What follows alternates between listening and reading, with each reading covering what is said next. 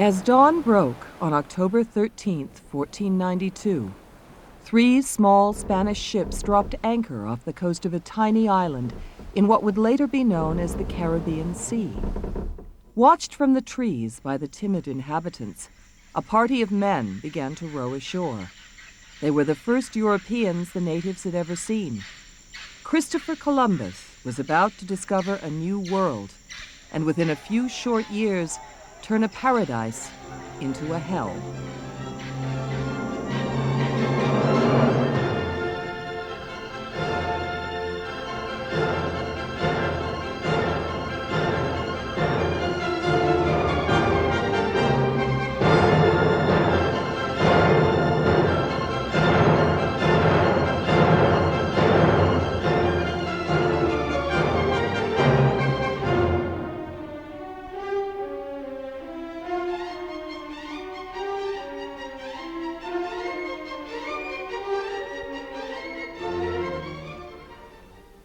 The closing years of the 15th century were a time of great change and awakening for Europe. In a continent for years riven by internal division and conflict, a new spirit of inquiry was abroad. This period became known to future generations as the Renaissance. And nowhere was it stronger than in the field of exploration. An expanding Europe was desperate to break its bonds and spread its influence into the world beyond. European governments and merchants began to give increasing attention to the possibility of finding a new route to the riches of India and Cathay, which we call China. Land routes to the east had been established many years earlier, but overland trade was a slow and risky business, now made more expensive and uncertain by the presence across the trade routes of new Muslim kingdoms. It was in these circumstances that some Western nations began to consider a new possibility. Could they reach the riches of the East by sea? In the 15th century, almost everyone believed that the world was a sphere. In 1492, in Nuremberg, a German cartographer called Martin Behaim made a globe, and that globe represents, as near as possible, the 15th century perception of the world as the Middle Ages knew it. Now, the 15th century knew there are islands in the Atlantic. There are, in fact, a lot of islands in the Atlantic. But what they didn't know is that they'd already discovered them all. The Cape Verdes, the Azores, and the Canaries. There were no other islands in the Atlantic. But Martin Behaim's globe shows an Atlantic Ocean with one large island in it, and that is Japan. It shows a world, it's the last representation of the world as the Middle Ages knew it, with one ocean on the left-hand side of the ocean section, you can see Cathay, China, and on the right-hand side, you can see Europe. It's the last representation of a world without America in it. It was into this restless and rapidly changing world that Christopher Columbus was born. Very little is known with certainty about his early years, and even the spelling of his name varies widely. He used the form Colon as his surname, but it is by the Latin version that Columbus is known to history. Christopher was born in Genoa, on the shores of the Mediterranean, in about the year 1451, the eldest son of a wool weaver. From about the age of 14, Columbus had chosen the life of a seaman, voyaging widely in the Mediterranean. Throughout his life, Columbus customarily clothed his thoughts and plans in a cloak of secrecy. So, even today, we cannot be sure what he expected to find when he sailed westwards. He may have been drawn by hopes of discovering the fabled islands and lands of legend, just as much as finding a new seaward route to China and the Indies.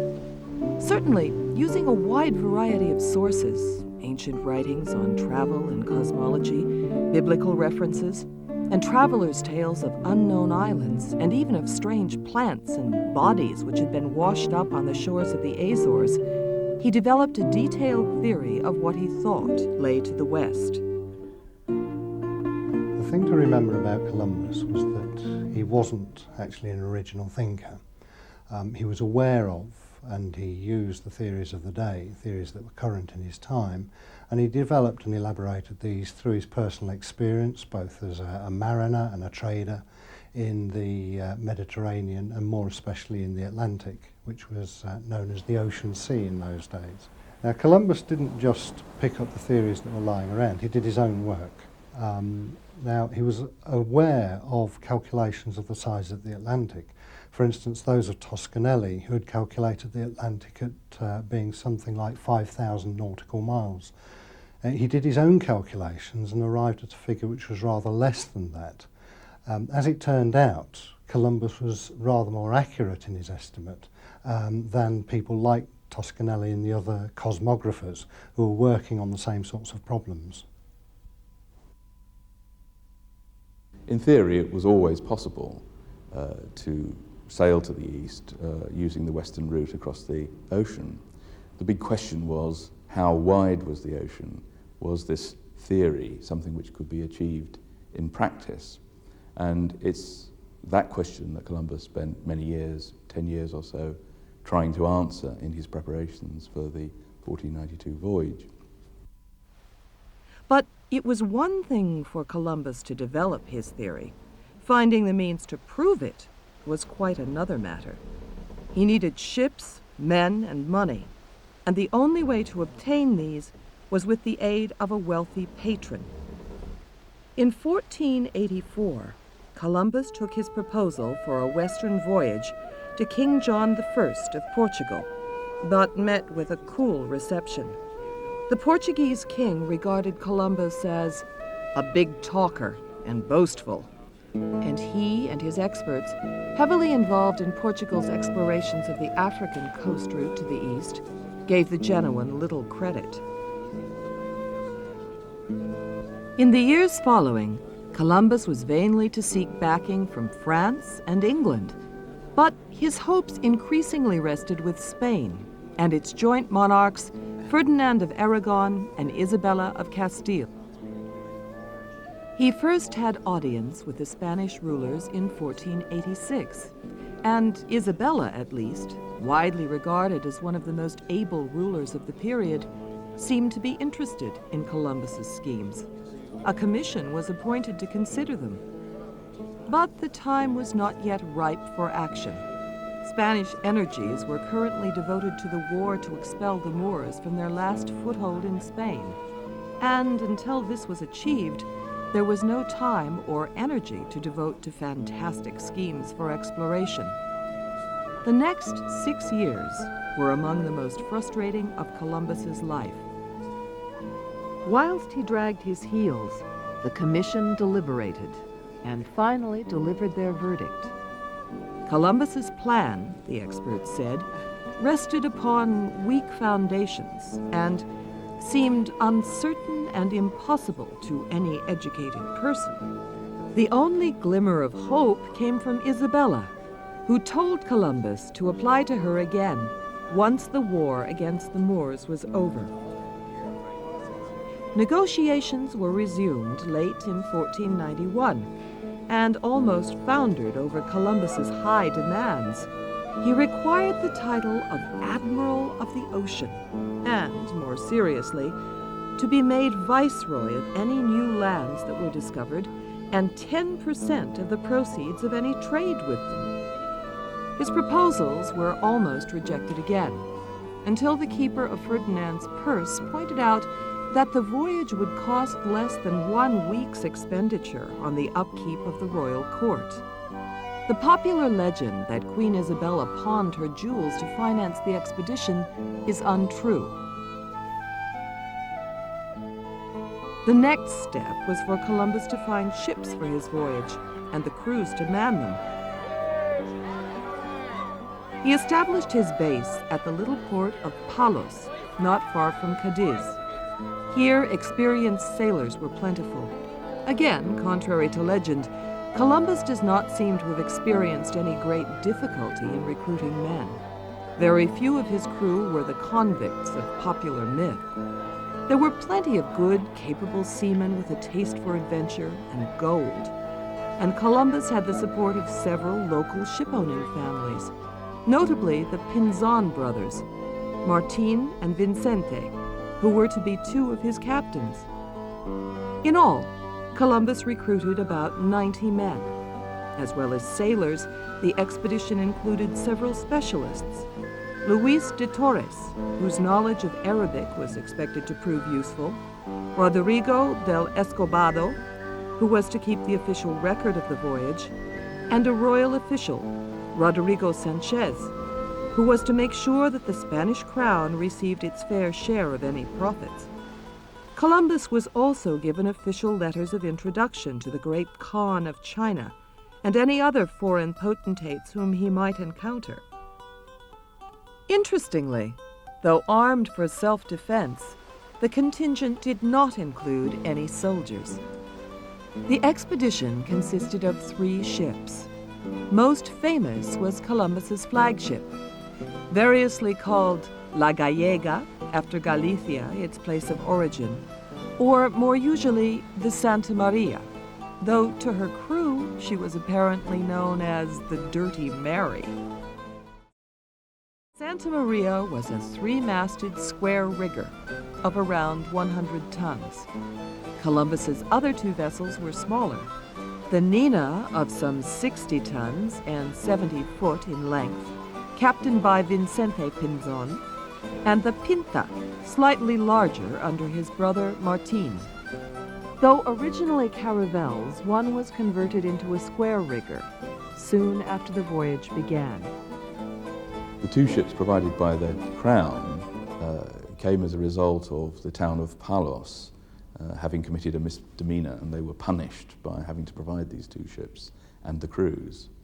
The 3rd ship, the flagship, the Santa Maria, was provided by private investment. As it turned out, the 2 ships from Palos were much more suitable for this voyage because they were caravels. They were the newer sort of ship available in Mediterranean waters, but a kind of ship which was quite well suited for transatlantic crossing. It was fast and it was maneuverable, and Columbus subsequently complained bitterly that his flagship, the Santa Maria, was useless in the Caribbean because he couldn't maneuver it as effectively as he could the other 2 ships. Early on August 3rd, 1492, Columbus's ships weighed anchor and stood out to sea. The great adventure had begun.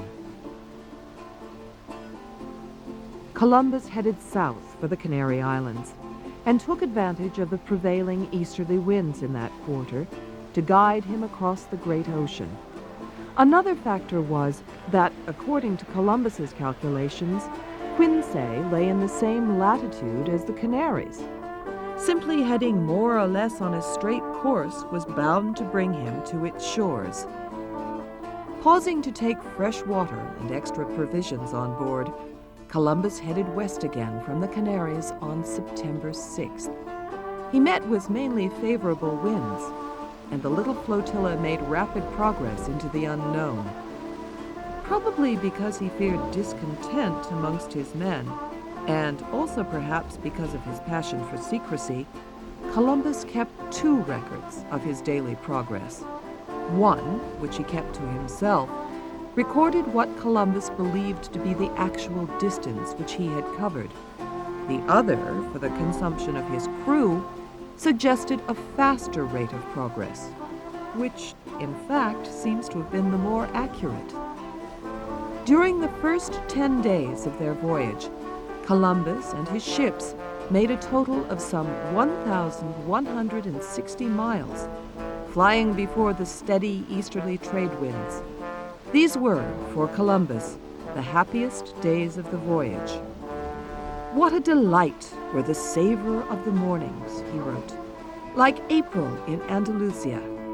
The only thing wanting was to hear the nightingale. By about September 19th, both the Admiral of the Ocean and his men were beginning to grow anxious. Soundings showed no sign of the ocean bottom. According to popular myth, there then came a cry of land from a lookout, and the excited Columbus ordered his men to share in a hymn of thanksgiving, and ordered course to be set towards the apparent island. It is possible that all that had been sighted was a bank of cloud, and morale dropped further when a period of slight winds and slow progress set in. Then, on October 7th, drooping spirits were revived. Great flocks of birds, which we now know to have been part of the annual autumn migration from North America to the West Indies, were sighted heading southwest, and Columbus ordered course to be altered to follow them. But it seems clear that there was still discontent among some of the men about where exactly Columbus was leading them. This almost certainly never reached the point of mutiny, which has been suggested by some writers, but Columbus and his commanders evidently agreed to turn back if no land was sighted in the next 3 or 4 days. However, as the hours went by, sightings of floating branches, some with leaves on them, made it obvious that land could not be far away. All through the night of October 11th, the little fleet pressed on before a stiff breeze. Lookouts, eager to earn the royal reward of a comfortable sum of money and a silk doublet for the first man to sight land, strained at the masthead. At about 10 p.m. on the night of October 11th, both Columbus and a lookout claimed to see a light like a little wax candle rising and falling. This was almost certainly an illusion caused by the strain of prolonged watching, though this did not prevent Columbus from later appropriating the reward for himself. Then, at about 2 a.m. on the morning of October 12th, Rodrigo de Triana, lookout on the Pinta, spotted what would have looked like a white cliff in the moonlight. This time there was no mistake. At daylight, Columbus began to close in on the small island, which was now clearly visible. The long voyage was over, and the course of world history was about to change forever.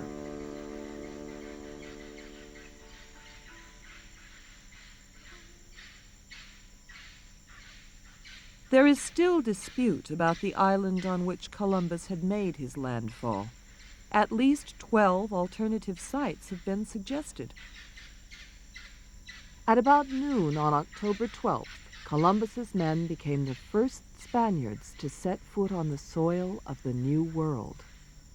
Watched cautiously by a few natives, Columbus and his men set up the standards of Castile and of the expedition, and, all having rendered thanks to our Lord kneeling on the ground, embracing it with tears of joy for the immeasurable mercy of having reached it, the admiral rose and gave the island the name of San Salvador. It is unclear what land Columbus thought he had reached, but he saw no reason to suspect that the almost naked people who timidly came forward to meet him were not Chinese or Indian. We actually know very little about the natives of the Caribbean islands at the time of Columbus, for 2 reasons. First of all, they had no written language and therefore left no written records of their own. And secondly, because their oral culture, their oral history, was destroyed along with the people by the Spaniards.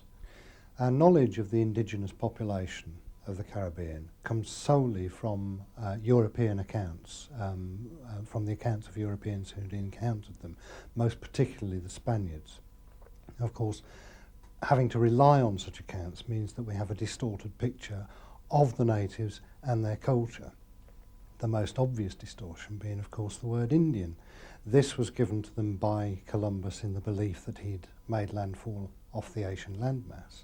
It was adopted by the Spaniards and then has come down to the rest of us through the Spaniards. So the term Indian is, of course, simply a reflection of the distortion of the accounts of the natives as they were encountered by those early settlers and explorers. Columbus was apparently initially quite touched by the kindness and friendliness of the Taínos inhabitants of the island he called San Salvador, writing, "They invite you to share anything they possess, and show as much love as if their hearts went with it." But a darker side to his thinking quickly became apparent when Columbus added, "They ought to be good servants and of good intelligence. I believe that they would easily be made Christians, because it seemed to me that they had no religion. Our Lord pleasing, I will carry off 6 of them at my departure to your highnesses, in order that they may learn to speak." By sign language, the natives indicated that other islands lay to the west, and Columbus put to sea once more, kidnapping 6 inhabitants to act as guides. During the next few days, the expedition came across numerous other islands, discovering on them many exotic and new plants, fine trees and maize and sweet potatoes. But apart from the tantalizing evidence of the ornaments worn by the natives, there was no sign of what was increasingly becoming the Spaniards' chief desire: gold. Informed by the islanders of a larger island, which they called Colba, Columbus, perhaps believing this might be the mainland of China, resumed his voyage, and on October 28th anchored off the coast of Cuba. But again, his hopes were to meet with frustration. A party dispatched inland in search of evidence of Chinese or Japanese civilization returned empty-handed, apart from news of a strange practice which they had observed. They had met many people who were going to their village with a firebrand in the hand, and herbs to drink the smoke thereof. It was Europe's first experience of tobacco. Rumors of gold abounded. Columbus was told of an island called Babique, where the people gathered gold on the beach by candlelight.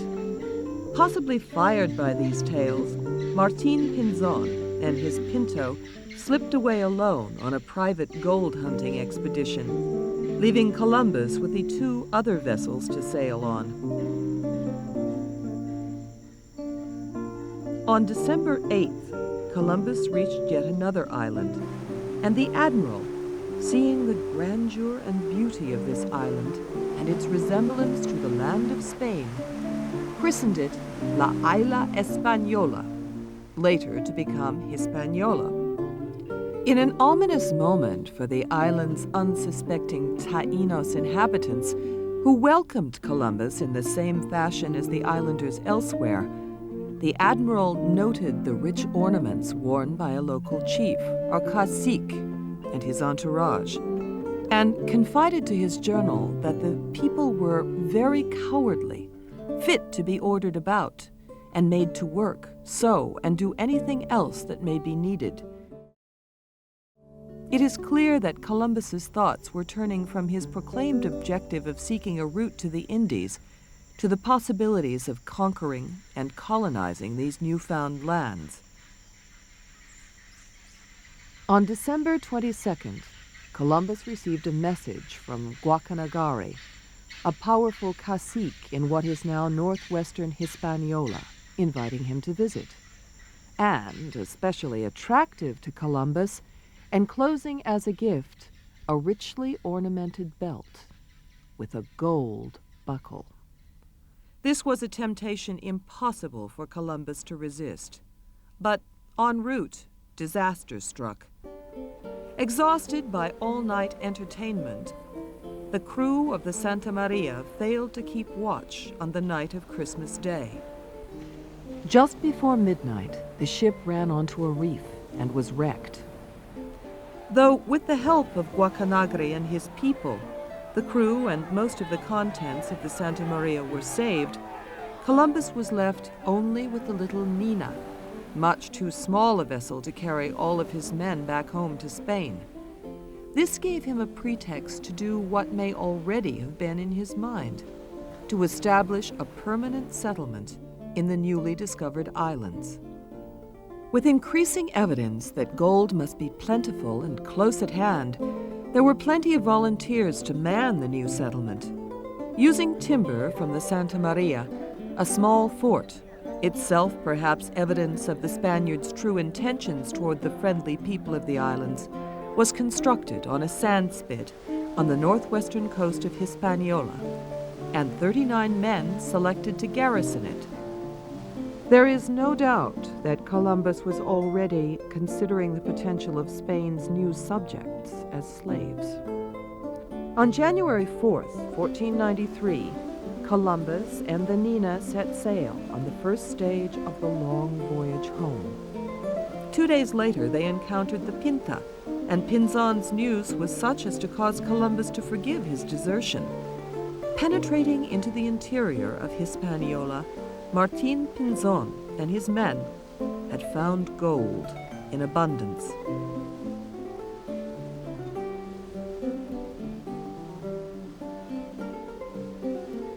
After an ominous development, engaging in a brief skirmish with some Taínos at Samana Bay, Columbus set course for Spain.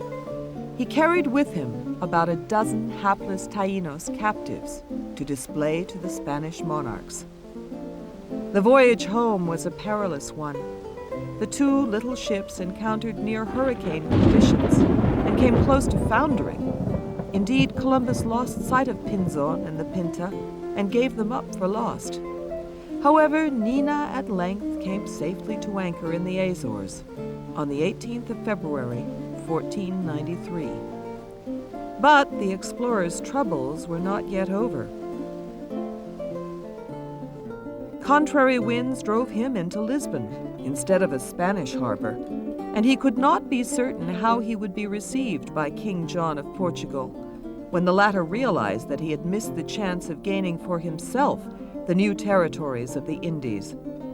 However, John rejected advice that he should imprison Columbus, contenting himself with the rueful comment, "Why did I let slip such a wonderful chance?"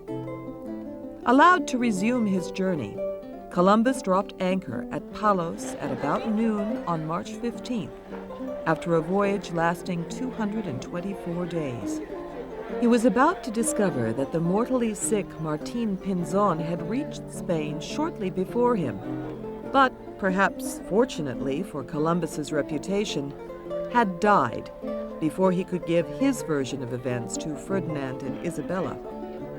When, about April 20th, Columbus, with his cavalcade of natives, or those who had survived the voyage, in their full exotic attire and bearing strange gifts, including some gold, reached the court of Barcelona, he received a hero's welcome. Confirmed in all the titles and privileges which he had demanded, it was the Genoese sailor's finest hour. It vindicated all he'd said about his voyage across the Atlantic.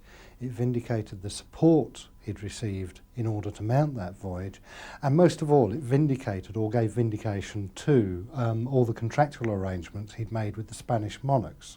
The direct result of that for him personally was that he was now Admiral of the Ocean Sea, and he was poised to become an extremely rich man if he could turn his discoveries in the New World into money. In terms of his investors, it was an unmitigated disaster. Columbus had not found the great civilizations that he was hoping to make contact with across the ocean. He'd found some very beautiful islands, he'd found some natural resources, he'd found some gentle people, but he'd found nothing that was of any real interest to his investors. There are some significant omissions from his account of the first voyage, particularly the sinking of the Santa Maria, which was very embarrassing to him. To lose a ship of that size was considerable embarrassment. But what he did very successfully in the letters that he wrote in 1493 about the first voyage was to lay the basis for the funding of the second voyage. Ferdinand and Isabella lost no time in authorizing Columbus to make a second voyage to the newly discovered lands, whatever they might actually be. This time there was to be a major expedition, and its object was clear: to establish a Spanish colony. A fleet of 17 ships carrying 1,200 men left Cadiz in September 1493. Significantly, they included both priests to convert the natives of the islands and soldiers to crush them. Discovering more islands, including Guadalupe and Puerto Rico en route, the expedition arrived at the post of Navidad to find that it had been burnt to the ground and its inhabitants slaughtered. In a foretaste of later events, Columbus's men had come into conflict with the Taínos over gold and the native women, and been massacred. There is no evidence that Columbus expressed particular regret or concern, though he did prevent vengeance being exacted on the loyal cacique, Guacanagari. Rather than rebuild the ill-fated settlement, Columbus chose to establish a new colony on the north side of Hispaniola. Named Isabella, it was badly sited and in an unhealthy spot. It would bring Columbus little but grief. Leaving the colonists to establish themselves, Columbus resumed his explorations. From now on, the darker side of his nature becomes steadily more apparent. The voyage was marked by continual clashes with the natives. Some, the Caribs, were accused of cannibalism by the Spaniards, but there is no evidence that this was true, and may have in part been used as an excuse to justify the increasing cruelty which the Spaniards displayed towards them. Columbus explored part of the coast of Cuba.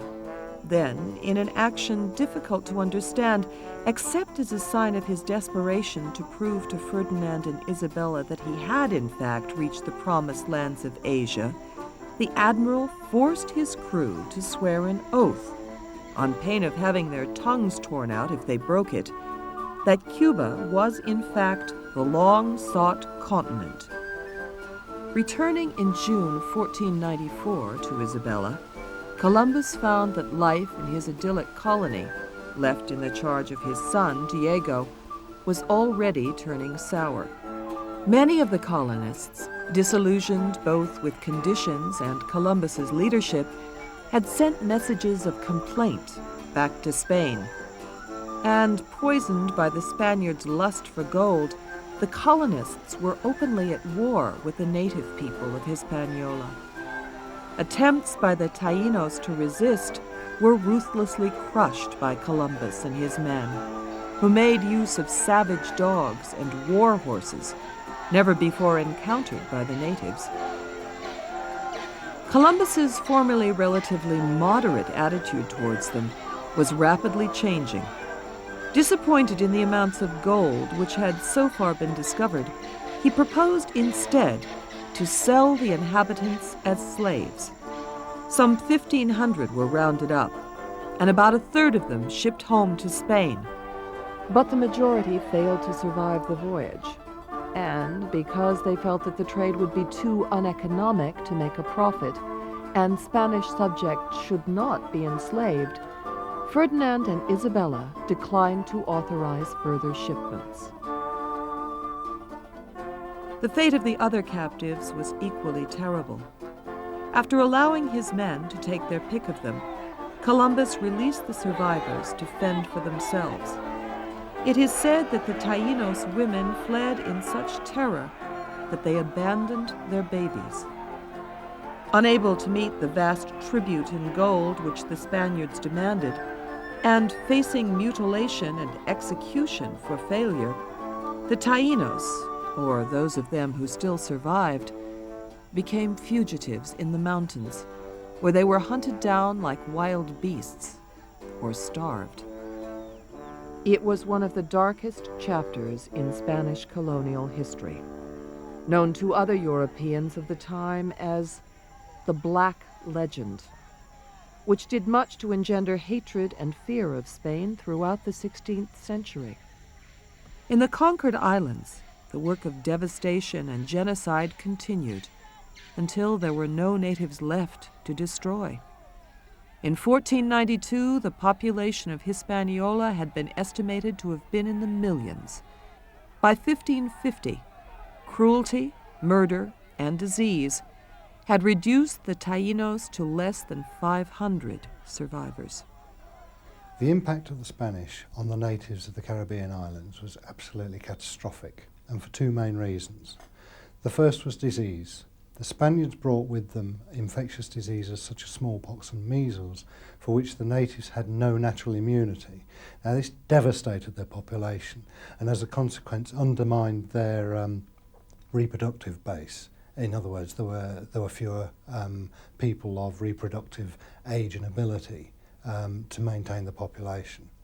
The second was rather more political and rather more insidious. The initial consequence of Spanish settlement on the islands was enslavement for the Indians, and Columbus himself was implicated in this.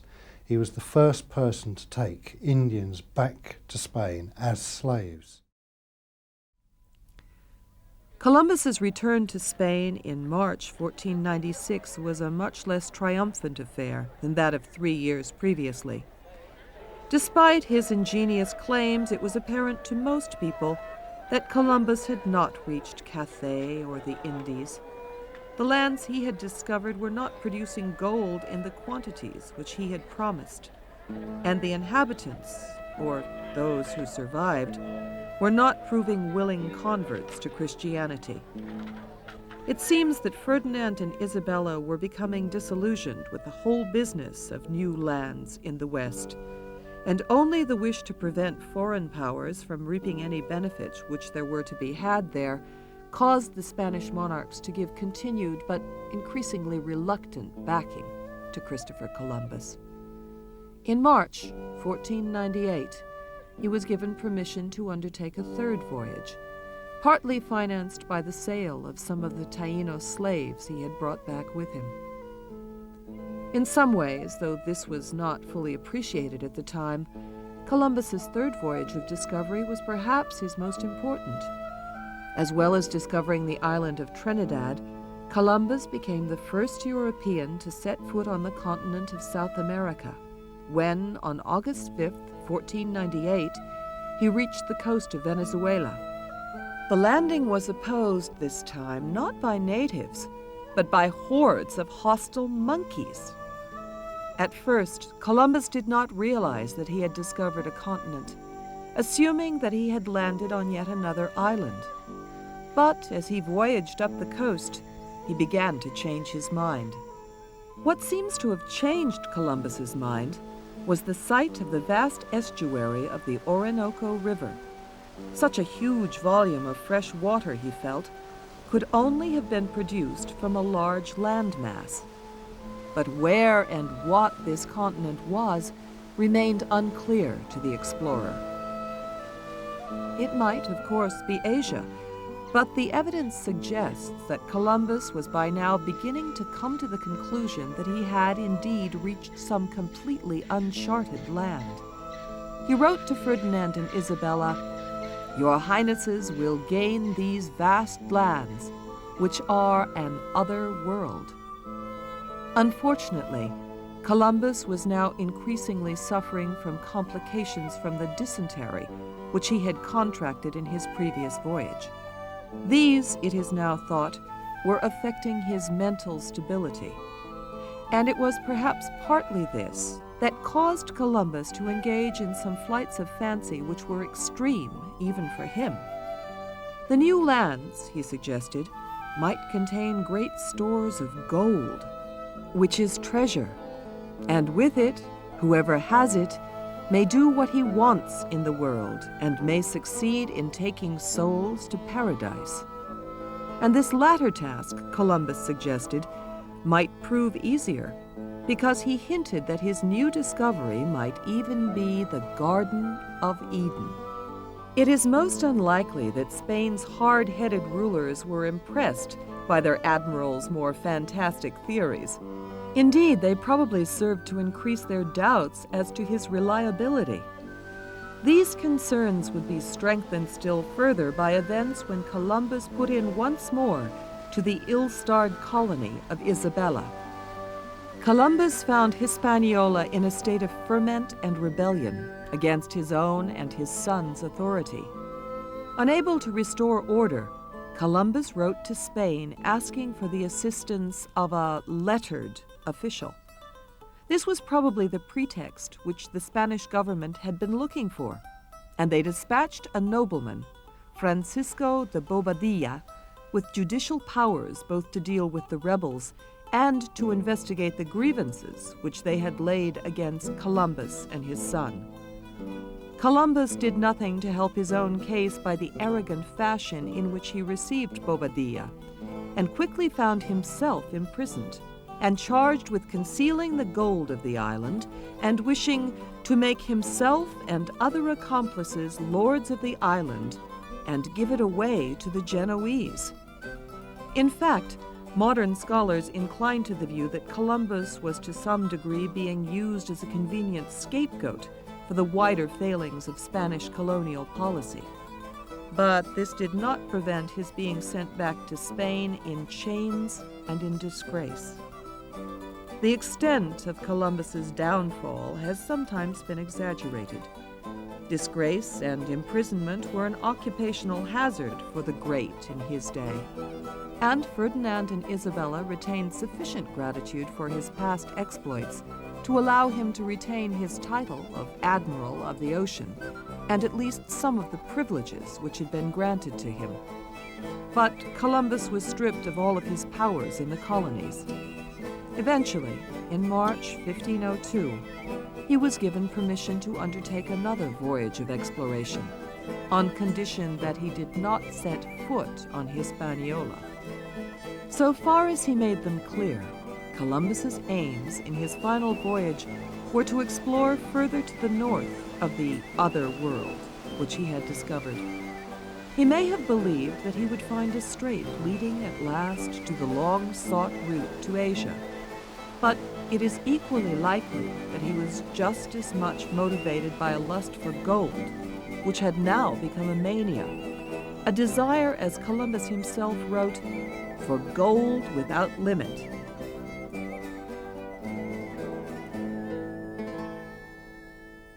Ironically, at one point during this last voyage, Columbus was to reach the Isthmus of Panama, only about a dozen miles from the site of the great Pacific Ocean, whose existence Columbus never suspected. But apart from this, the voyage was a sorry tale of ever-increasing cruelty to those men and beasts that he encountered, sickness, storms, and frustration. After being shipwrecked for a year in Jamaica, Columbus came back to Spain for the last time, in November 1504. Here, whatever dwindling hopes of a return to favor which Columbus still had, received a fatal blow with the news of the death of Queen Isabella. It had been she who had been his chief champion. An increasingly embittered man, Columbus vainly reminded the Spanish court that "Our Redeemer ordained my path thither. There in the Indies I have brought more lands under his dominion than there are in Africa or Europe, and more than 1,700 islands apart from Hispaniola, which comprises more than the whole of Spain." It was an exaggerated plea, born of frustration and increasing instability, and met with no response. Though far from living in the poverty of popular legend, Columbus spent his final years in fruitless pursuit of the awards and privileges which he claimed were rightfully his. Well, history has been very ambivalent about Columbus for two reasons, I think. One is obviously connected with the fact that the discovery of Central and South America caused havoc on the native populations of those lands, the islands of the Caribbean and Central America. Columbus was, as far as we know, the first European to make contact with the American continent in the 15th century. If he hadn't done it, someone else would have done fairly soon. Europe was on the brink of that discovery. Columbus just happened to be the man who was in the right place at the right time.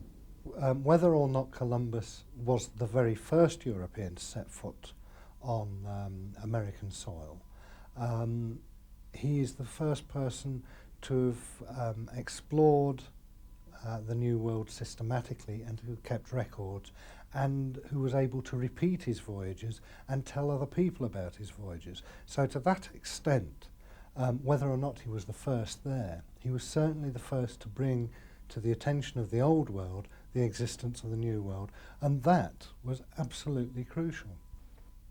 On May 20th, 1506, his passing unmarked by the wider world, Christopher Columbus died. It was a lonely fate for the Genoese sailor, who, for good or ill, had brought medieval Europe through the gates of a new age and given her a new world to make her own.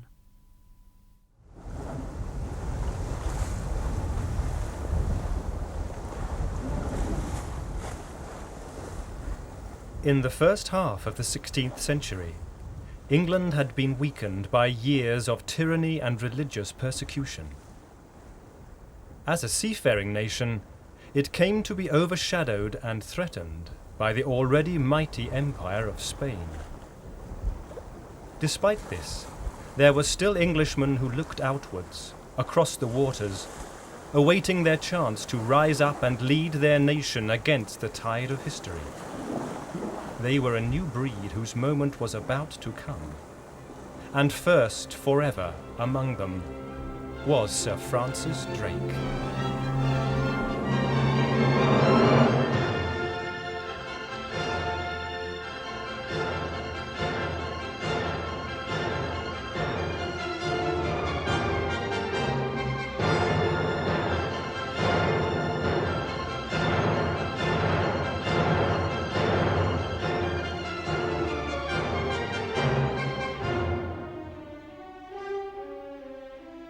After the death of Henry VIII, England suffered a period of civil and religious unrest under first Edward and then, more damagingly, Mary, whose ambition it was to save England from Protestantism by handing it over to the Spanish king. English seafaring expeditions suffered badly from her disinterest.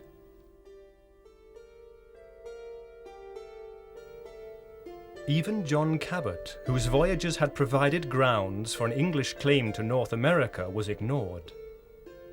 When, instead, the French capitalized on Cabot's discoveries, his son Sebastian left England in disgust to serve Spain, which had already financed Magellan's circumnavigation of the globe.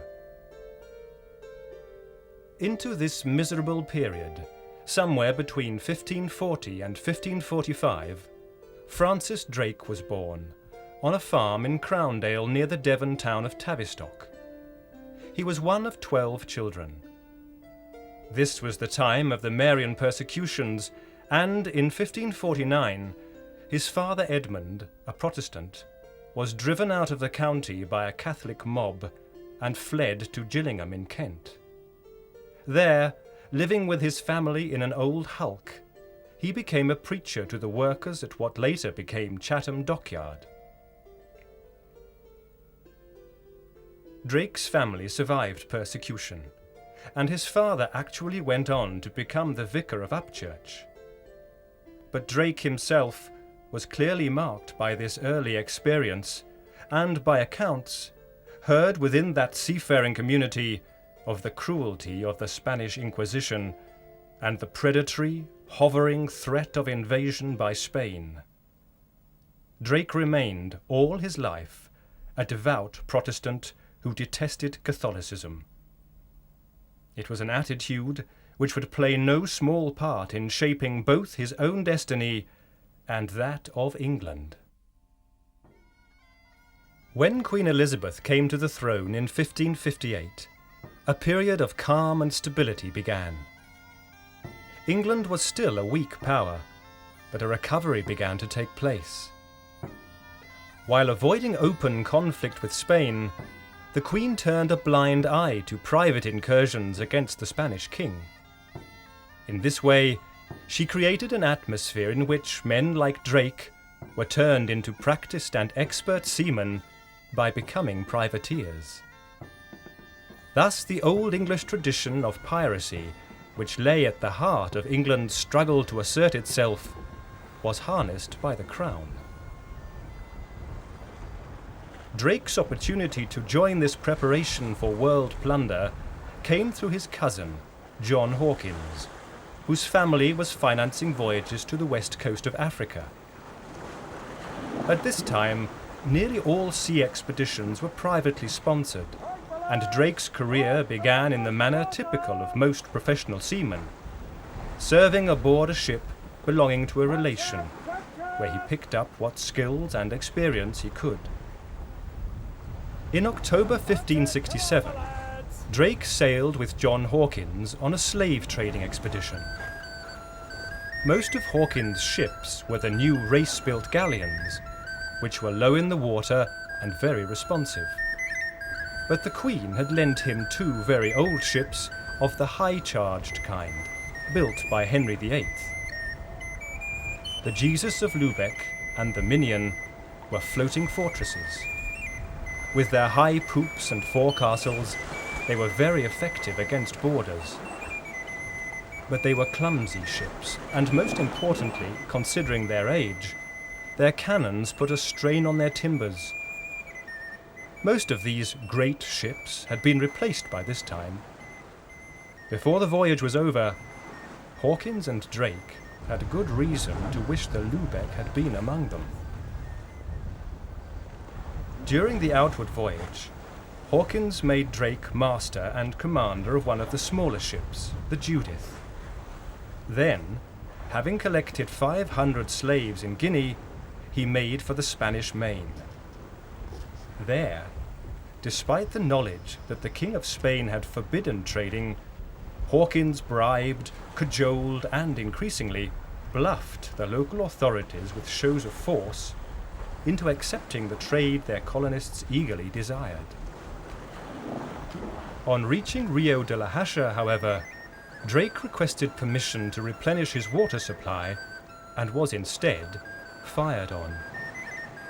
When the rest of the squadron arrived, Hawkins in response put ashore a landing party to subdue the town. He then continued trading forcibly, selling the governor himself 80 slaves at a price of 5,000 gold pesos. Here, the outset of his career, Drake was already participating in, and no doubt learning well, his semi-piratical trade. But shortly after the raid on Rio de la Hacha, he was to learn still another, more terrible lesson. The Jesus of Lubeck at last became unsafe.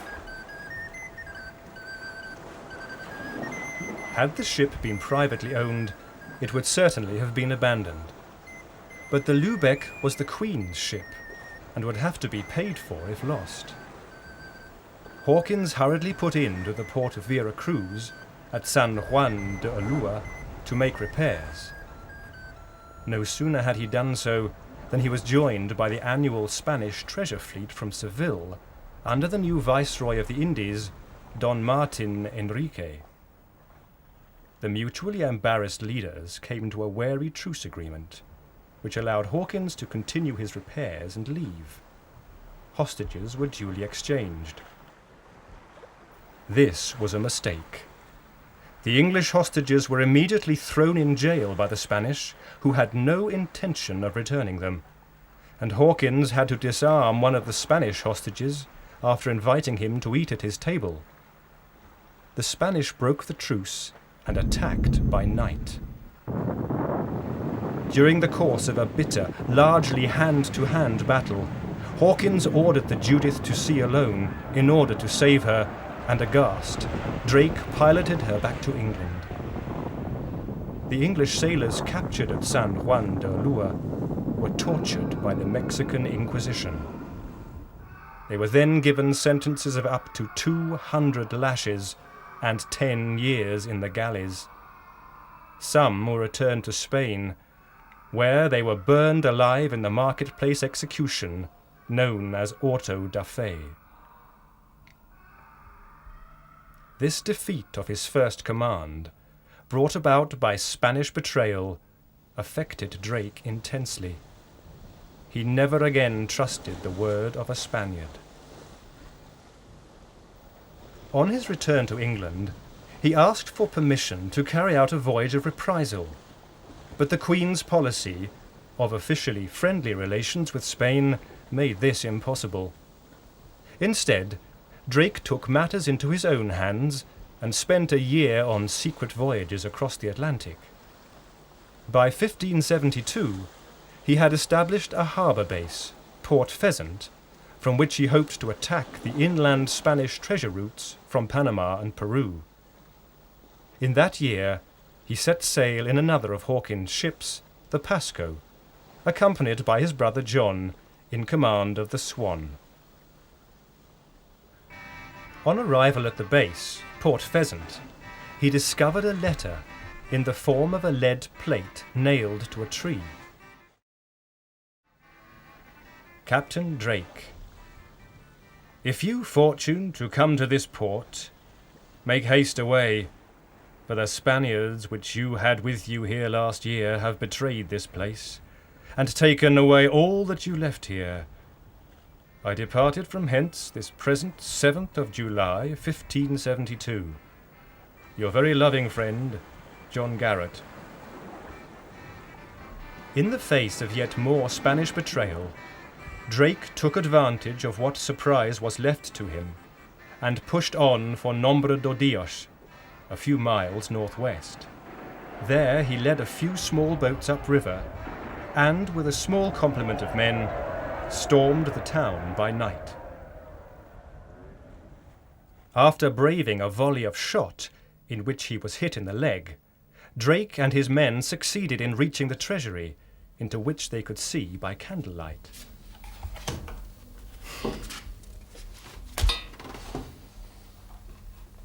It was a huge heap of silver, over 70 foot in length, 10 foot in breadth, and 12 foot height, piled up against the wall. Each bar was between 35 and 40 pounds weight.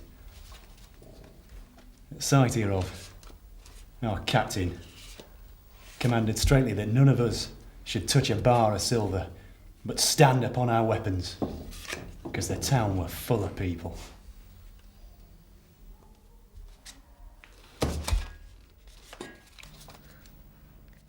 But there Drake's luck turned. A thunderstorm broke, wetting powder and affecting bowstrings, and his men, heavily outnumbered, began to lose their nerve. Drake tried to rally them, but as he spoke, he began to faint from loss of blood from his leg wound. Helpless without Drake to lead them, his men carried him back to the boats and made their escape. Drake did not give up, but shifted his attention to a fort called Venta Cruces, where the mule trains from the north met those from Panama. By befriending the Cimarroni Indians, who hated their Spanish conquerors, Drake was able to negotiate the hazardous forests which lay in his path overland. But during this time, he lost 30 men to yellow fever. When the mule trains finally arrived, Drake marched through jungle for a week, with only 18 Englishmen and 30 Indians. At the journey's end, he climbed into an Indian lookout post which, incredibly, to his Elizabethan eyes, also afforded a view of the Atlantic. But it was the Pacific which most inspired him. Almighty God, of your goodness give me life and leave once to sail in an English ship in that sea.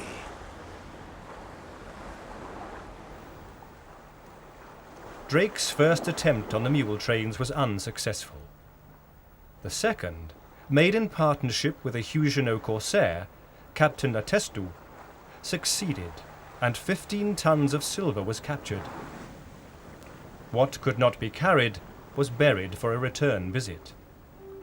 Although some of this was discovered by the Spanish, Drake was nevertheless able to recover 13 bars of silver and several more of gold, to the value of 150,000 pesos.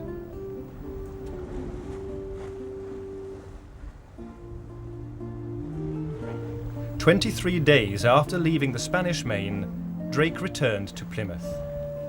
It was a Sunday, and the churches emptied as people gathered to welcome him home. In 1577, English relations with Spain deteriorated suddenly, and Drake was summoned before the Queen. Drake himself later described the meeting to friends. Coming into her presence, she said, "Drake, so it is that I would gladly be revenged upon the King of Spain for divers injuries that I received." And said, further, that I was the only man who could do this exploit, and withal craved my advice therein.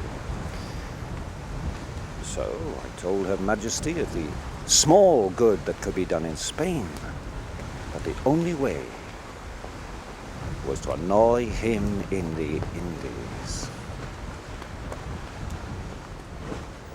From this scrap of information, it is difficult to guess precisely what effect this meeting had on Drake's imminent voyage, except that it became instantly, as a result, a hostile one. But if Drake planned the extent of his next expedition, he cannot have expected an easy voyage. He was well aware that Magellan, who had made the triumphant first circumnavigation of the globe 60 years before, had been himself murdered in the Philippines, after a voyage in which his starving crew was reduced to eating leather. For the expedition, Drake commanded the Pelican, a 100-ton ship with 18 guns. John Winter captained the Elizabeth, John Thomas the Marigold, and Tom Moore the storeship the Swan, later exchanged for a Portuguese craft, the Christopher. All were ships of the most modern design, dependable in the water and strong. They were also beautifully decorated and furnished ships, particularly the Pelican, which, when he entered the Magellan Straits, Drake famously renamed the Golden Hind. The Hind was a truly luxuriously appointed ship, fit indeed for a Queen's representative.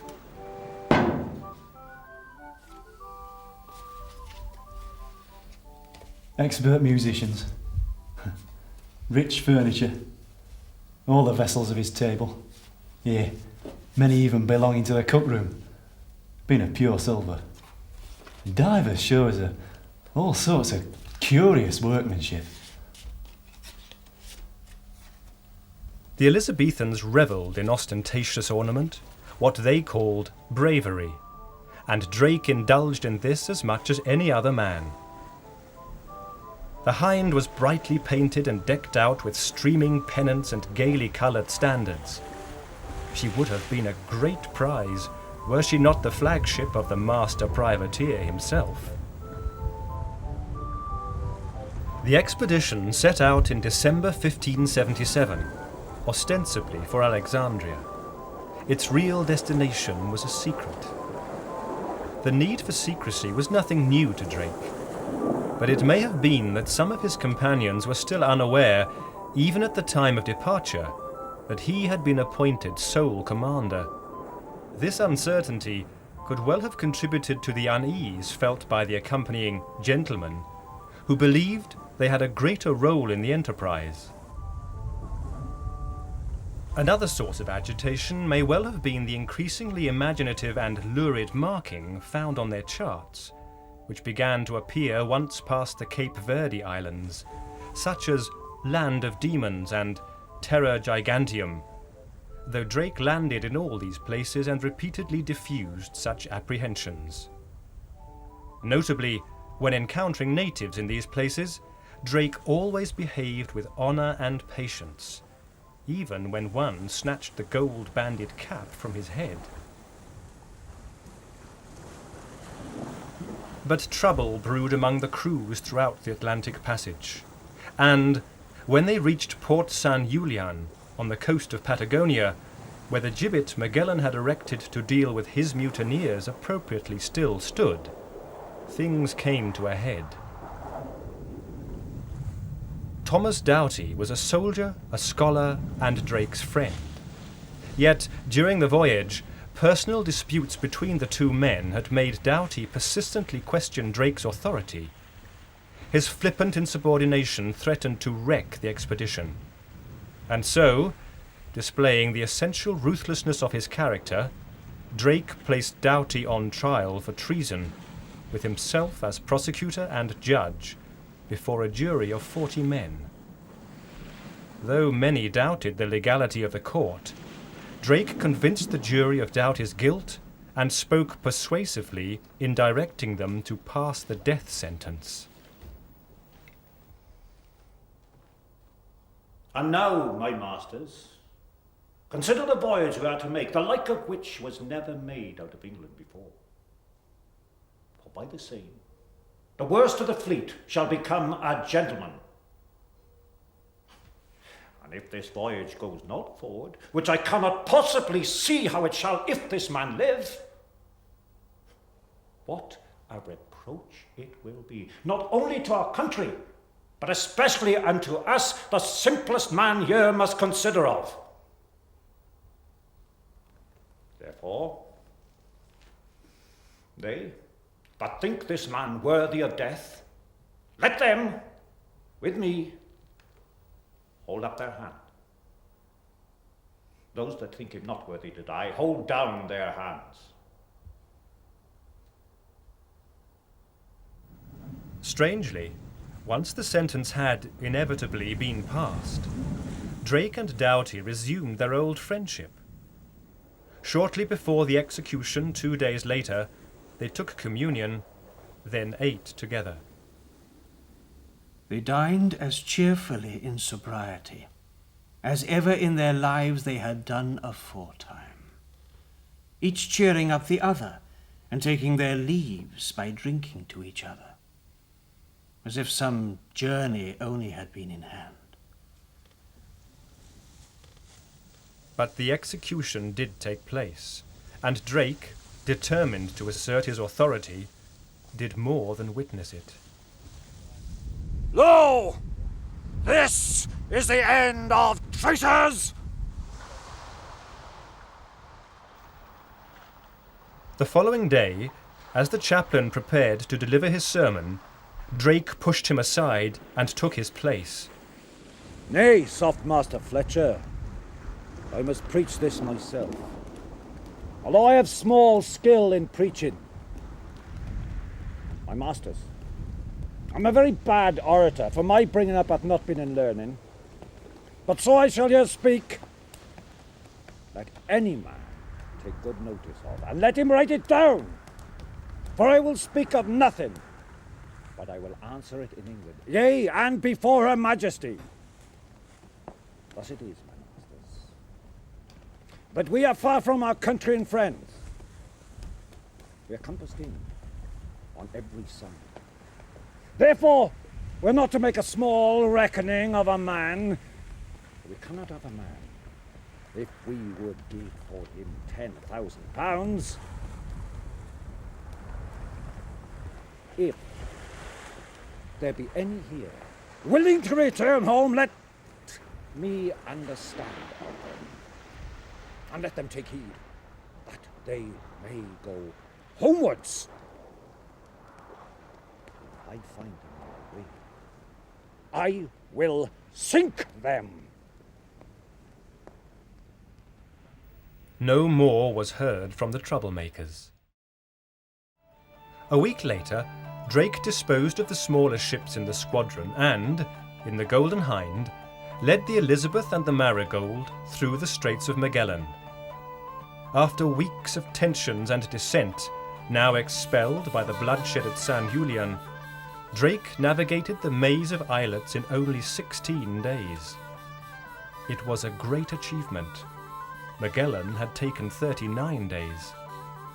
10 years later, Cavendish took 49, then died of starvation during a second attempt. But following this, Drake's expedition sailed into harsh winter conditions, fierce gales and stormy seas. The Marigold went down with all hands, and the Elizabeth, separated from the Hind, turned back for England. Alone, the Golden Hind was driven south. On the 30th of August, the gales abated, and Drake sailed north to plunder the unprotected shores of the Spanish Empire. He began with a prize of Valparaiso, from which alone he extracted 25,000 pesos of gold, along with a great cross of emeralds. He then progressed up the coast of Chile and Peru. Raiding without loss of life on either side, he intercepted treasure the Spanish had stolen from the Incas and directed it instead into the hold of the Golden Hind. Drake's adventures at this time were as varied and exotic as the treasures he captured. They culminated in the capture of the great ship, the Cazafuego, described by the Spanish as the great glory of the South Sea. And great glories indeed she yielded to Drake. Some fruit, conserves, sugar, meal and other victuals, certain quantity of jewels, 13 chests of plate, 80 pounds weight in gold, 26 tons of uncoined silver, 2 very fair silver drinking bowls, and the like trifles, valued in all at 360,000 pesos.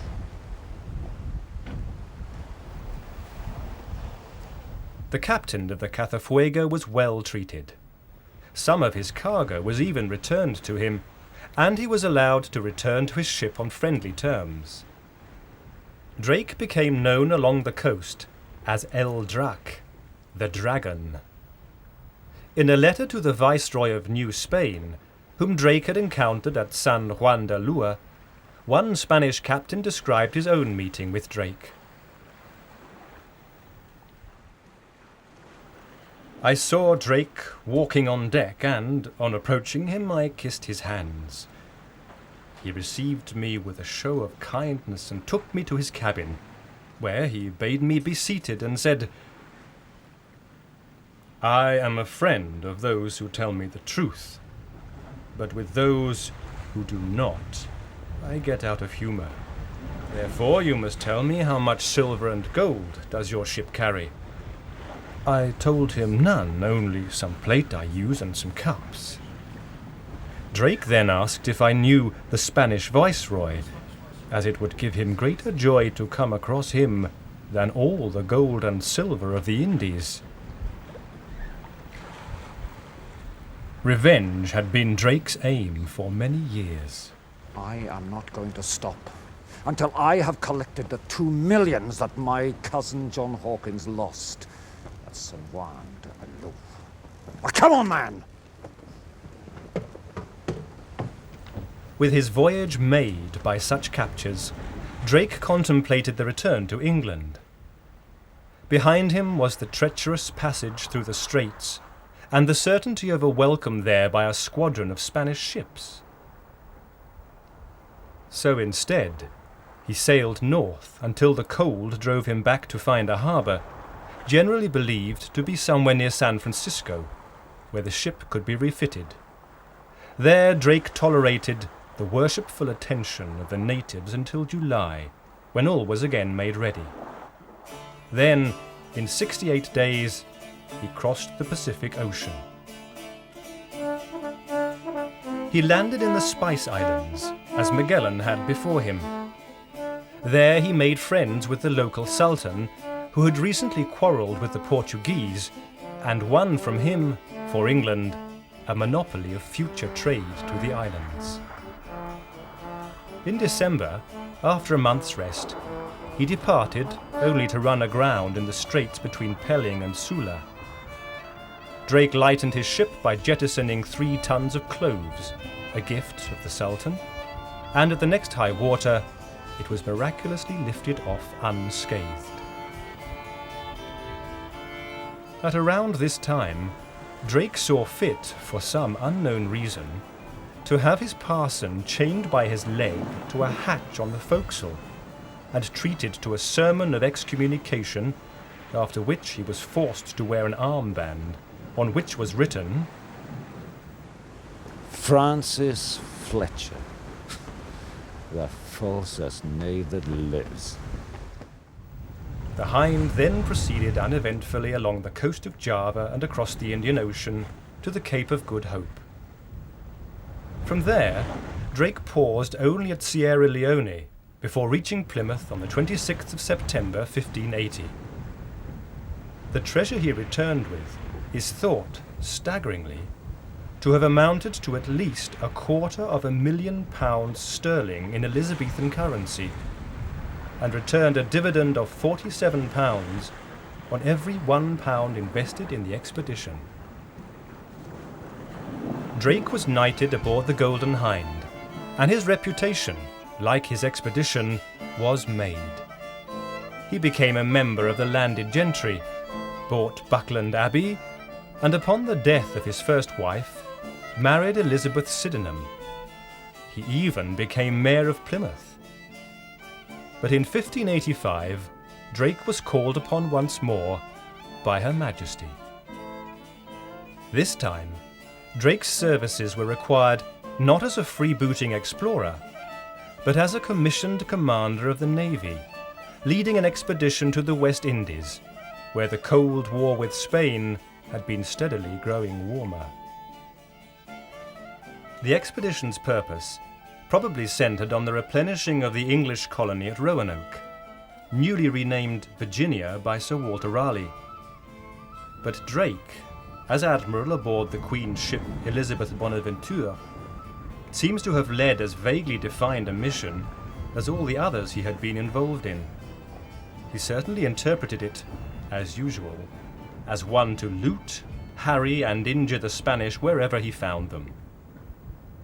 In this spirit, he sacked Vigo and Santiago, and claimed any incidental prizes he encountered between them, before, with some skill, taking the town of Santo Domingo on the coast of Hispaniola, now Haiti, and ransoming it back to the governor. He repeated this success at Cartagena. Here, Drake's sensitivity to status was shown when, after finding references to himself in a letter describing him as a corsario, he increased the town's ransom and threatened to blow it up unless it was paid in full. The people appealed to their governor, and Drake eventually received from him 107,000 ducats in gold bullion. Losing men by this time to yellow fever, Drake then bypassed Havana and sailed straight to Virginia. But the colony was not well established, and far from replenishing it, Drake in fact carried away with him most of the colonists who were disillusioned and afraid of Spanish reprisals. In fact, although the expedition was tactically exhilarating, Drake claimed, after reckoning up, to be out of pocket. More importantly, as a direct result of it, the Spanish began to build stronger defences in the West Indies, as, years later, Drake would to his cost discover. For some time after Drake's return from the Indies, the Queen attempted to continue the charade of disowning his actions. But Spain's plans to invade England soon became apparent. In 1587, Drake was given command of 7 ships, including once more the Elizabeth Bonaventure, and instructed, in the Queen's by now customary vague manner, to prevent or withstand any enterprise against Her Majesty's dominions, with permission to distress the enemy within the harbours themselves. Drake sailed, his spirits high and, to judge from dispatches, pleased with his crew. All members of one body, for our gracious Queen and country against the Antichrist and his followers. The wind bids us away. Make sail, haste! Her Majesty's ship, Elizabeth Bonaventure, 2nd of April, 1587. On the 16th, he was off Cadiz harbour, which was packed with preparations for an invasion of England. Despite the narrowness of the outer harbour entry and his Vice-Admiral, William Burroughs' fear of the galleys waiting within, Drake sailed straight into attack, wreaking chaos and destruction. Spying the flagship of the Marquis of Santa Cruz, designate head of the growing Armada, Drake then sailed the Elizabeth into the inner harbour and destroyed that too.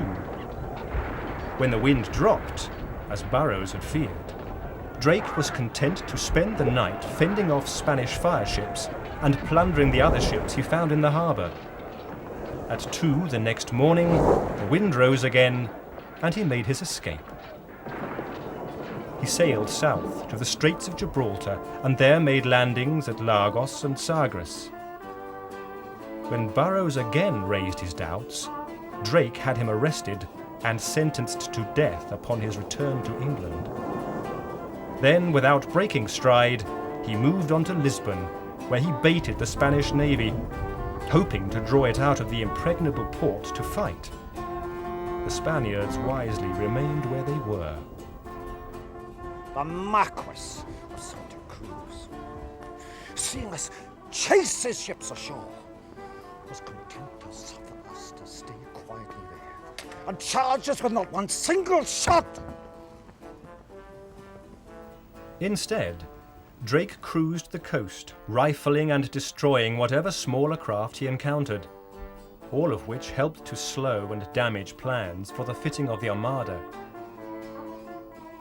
This done, he headed, in a roundabout way, for home, dawdling in the Azores until he sighted a fully laden Spanish carrack, one of the newest types of ships rumoured to be in the area. This was the San Felipe, carrying goods worth £108,000, besides a casket of jewels. On encountering Drake, the carrack dipped her flag, as was the custom.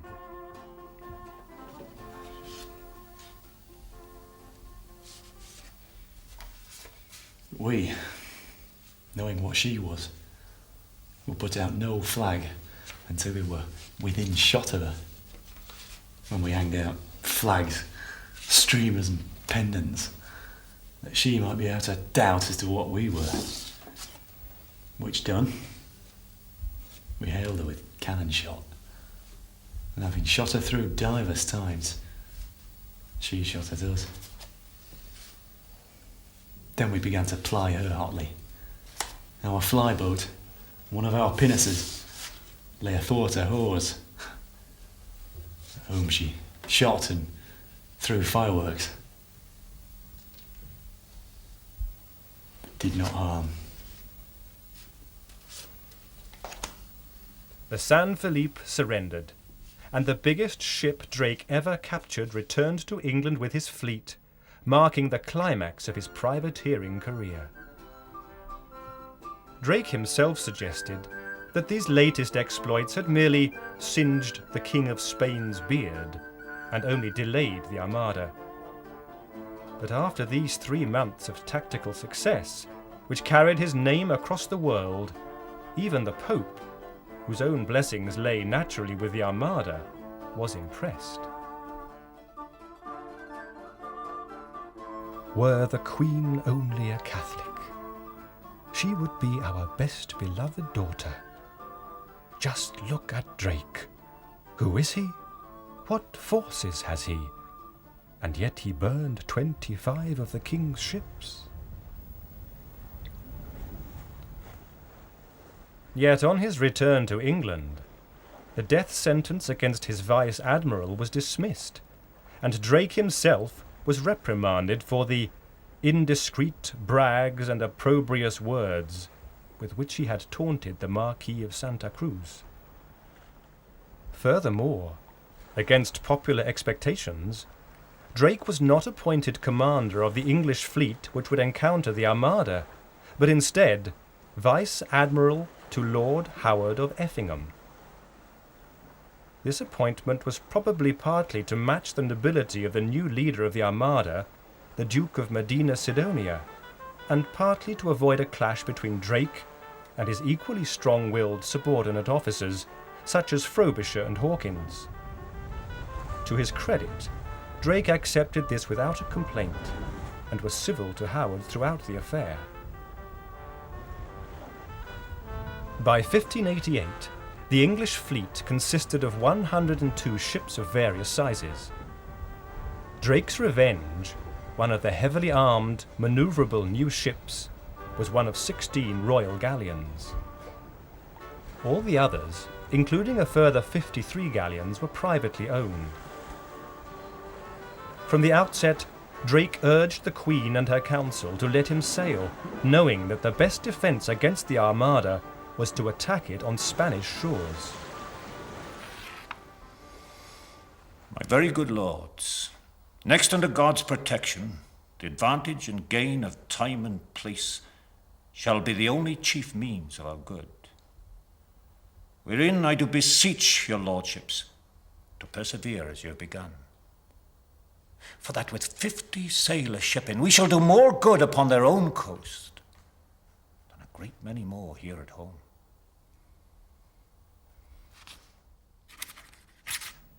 But though he won over the council, it was not until other captains of the fleet backed him up that the Queen allowed this. By then, after 2 false starts, hampered by gales, it was too late. On Friday the 19th of July, while the English fleet sheltered at Plymouth, word arrived that the Armada had been sighted off the Lizard. If, as legend has it, Drake and his fellow captains were playing bowls at this time upon the Hoe, and if, on hearing the news, Drake truly said, Play out the game. There's time for that, and to beat the Spanish after. then it was very much out of character and against all wisdom. Drake would have known that he had to get his sheltering fleet to sea as quickly as possible, or be trapped and suffer the same fate as that which he had wreaked on the Spanish in Cadiz. Here, English seamanship, so vastly improved over the last 20 years, saved the day. Drake led the fleet across the path of the Armada into the very teeth of the gale and managed to take up a position behind it, thus turning the tables. The Spanish had almost won without effort. Now the English began to harass them. The Invincible Armada consisted of 130 ships. About 2/3 of these were armed transports for 30,000 soldiers and cavalry. The rest were warships, led by Sidonia's flagship, the San Martin. With her guard of oared galleasses in case she was becalmed, the San Martin formed the centre of a wing formation, with 2 squadrons of warships on either side. The transports followed behind in the centre, protected by squadrons of smaller ships at the rear, giving the impression of a crescent or half-moon formation shown in contemporary illustrations.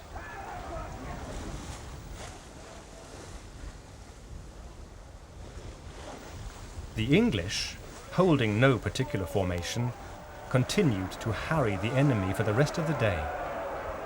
Then, during the night, Drake's ship went missing from the fleet line. In the morning, he was discovered to have taken the damaged flagship of the Biscayan squadron. Although many found Drake's actions reprehensible, this was the only true prize taken during the battle. The Spanish ship's captain, Don Pedro de Valdez, sat at Drake's table for the rest of the action, following which he was ransomed. By Saturday, the Armada was off Calais, battered and in need of new supplies. By night, Admiral Howard sent fire ships into its midst. Weakened and demoralized, and sailing aboard ships loaded with open casks of gunpowder, the Spanish panicked. Most cut their anchors and ran for open sea.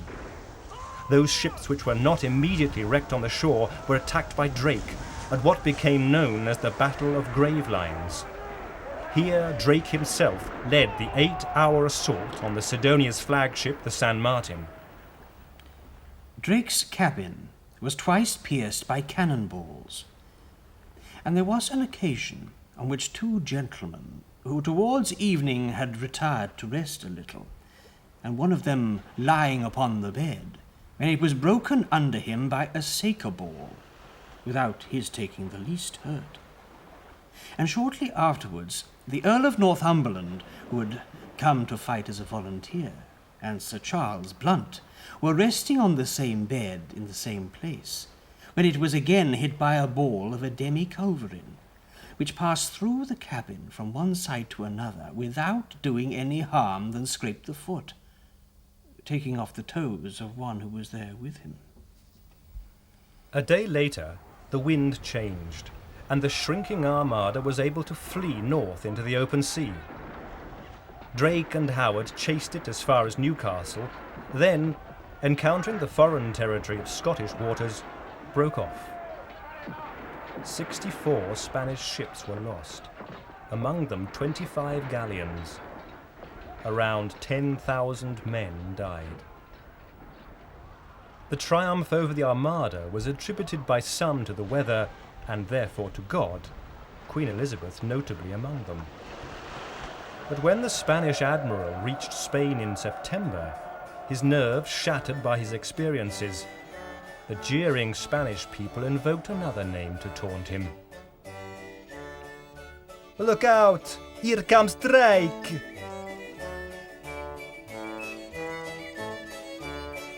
The Battle of Gravelines marked the peak of Drake's brilliant career as a fighting seaman and explorer. As his fame and reputation had grown, so had the name and standing of England. But as the Queen turned to consolidating her country's new position in the world order, Drake failed to recognize the subtle change in his own role which came with it.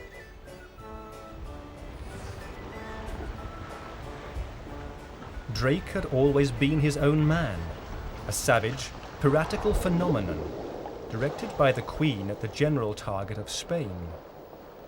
Now that he was a respectable member of the Queen's navy, he became directly answerable for his often impetuous actions. Almost inevitably, only failure now awaited him.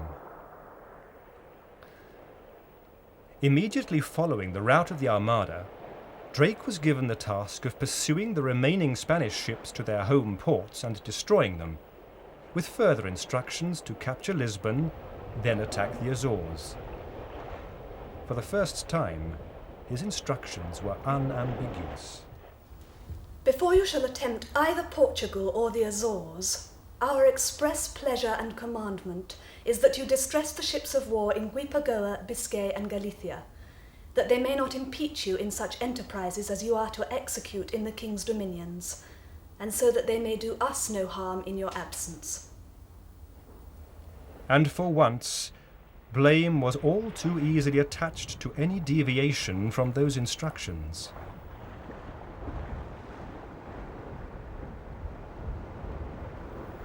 The expedition went badly.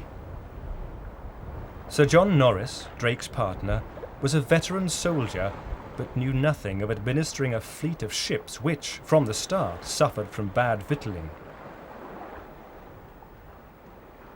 Then Drake missed the Spanish fleet at Corunna and, instead of pursuing it to its new port, chose to move on to Lisbon. There Norris's attack was unsuccessful and, under threat from the same Spanish ships he had failed to destroy earlier, Drake made for open sea. A further attack, this time on the town of Vigo, was also a failure. To make matters worse, Drake himself became entangled in court politics. When one of the Queen's errant lovers, the Earl of Essex, disobeyed her commands and joined the fleet as a volunteer, her anger at the poor captain who unwittingly gave him passage overshadowed the already shambolic expedition. His offence is of so high degree that the same deserveth to be punished with death, which if you have not already done, then we will command you that you sequester him from all charge and service, and cause him to be kept, until you shall know our further pleasure therein, as you will answer for the contrary at your perils. These be no childish actions. Therefore consider well of your doing herein.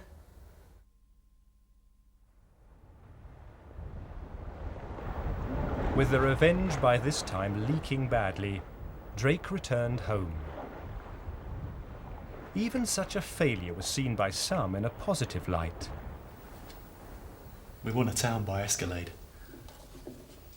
Battered and assaulted another. Overthrew a mighty prince's power in the field. Landed an army in 3 separate places in his kingdom. Marched 7 days in the heart of his country. Lay 3 nights in the suburbs of his principal city. Beat his forces into the gates thereof. Possessed 2 of his frontier forts. What are you looking at? Queen Elizabeth felt otherwise. For disobeying her explicit instructions and wasting her investment of £50,000, she had Drake court-martialed.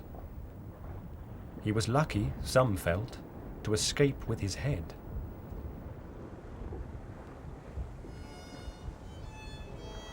Drake continued to play a part in public life, both as Mayor of Plymouth and as a Member of Parliament. But it was not for another 6 years that he was allowed to make another expedition. In 1595, the Queen heard rumours of a shipwrecked treasure ship off Puerto Rico. Optimistically, she dispatched Drake with a command of 27 ships, a command which he was required to share with his cousin Sir John Hawkins, who had not been to sea for nearly 20 years. The 2 men quarrelled immediately, and interrupted their voyage almost before it was begun to land at the Canaries. There a dispute over supplies was settled, but in so delaying, they narrowly missed an opportunity to attack the Spanish treasure fleet, and at the same time allowed word to reach the Indies of their coming, though by this time it mattered little. When the fleet reached the now formidably defended town of Puerto Rico, Hawkins, by now an old man, was dead of dysentery. After unfruitful raids on Rio de la Hacha and Nombre de Dios, towns which had played such a great part in his early life, Drake, now in sole command, attempted a further raid on the mule trains. This time his own force was ambushed and routed. He nevertheless strove to maintain morale among his men. Matters not, man. God hath many things in store for us, and I have many means to do our Majesty good service, and to make us rich. For we must have gold before we see England. He decided to try one last attack before returning to England, this time upon the newly established town of Portobello. But before reaching it, he himself fell ill. The Defiance anchored off the island of Esquedo de Veragua. There Drake became delirious, cried out against traitors, and strapped on his armour in order to die like a soldier. On the 28th of January, 1596, an hour after collapsing with exhaustion, he died. He was buried at sea, close by.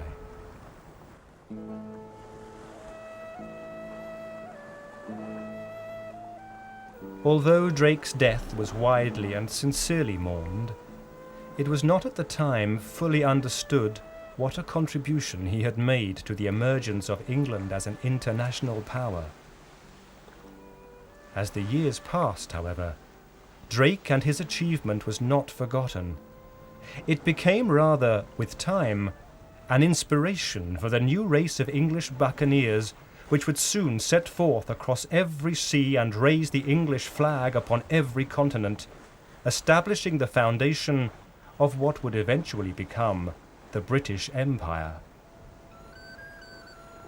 To this day, in Buckland Abbey, among those few of his artefacts which have been preserved for posterity, Drake's drum can still be found emblazoned with his coat of arms. Legend tells us that, as he lay dying, Drake gave instructions for it to be placed in Plymouth Church, saying that, if it were beaten in times of danger, he would return.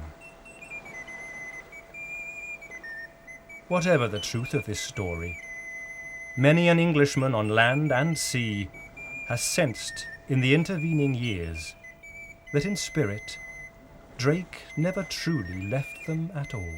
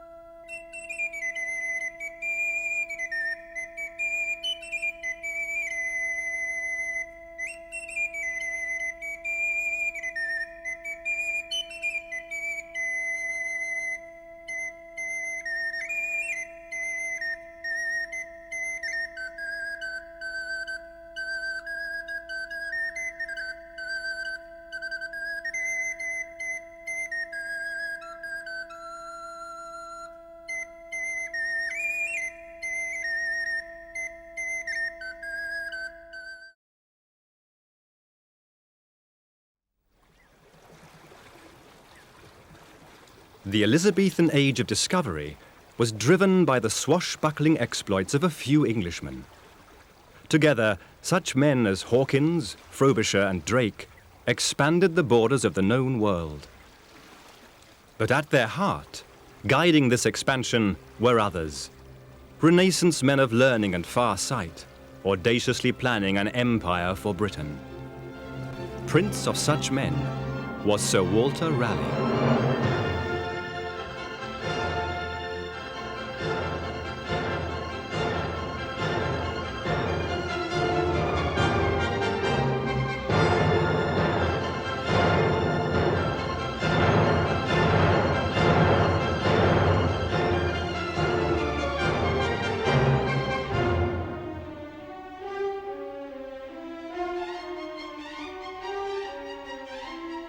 The tyrannical reign of Henry VIII left England weak.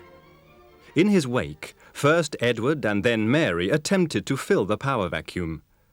However, their rapid succession allowed civil unrest to flourish unchecked.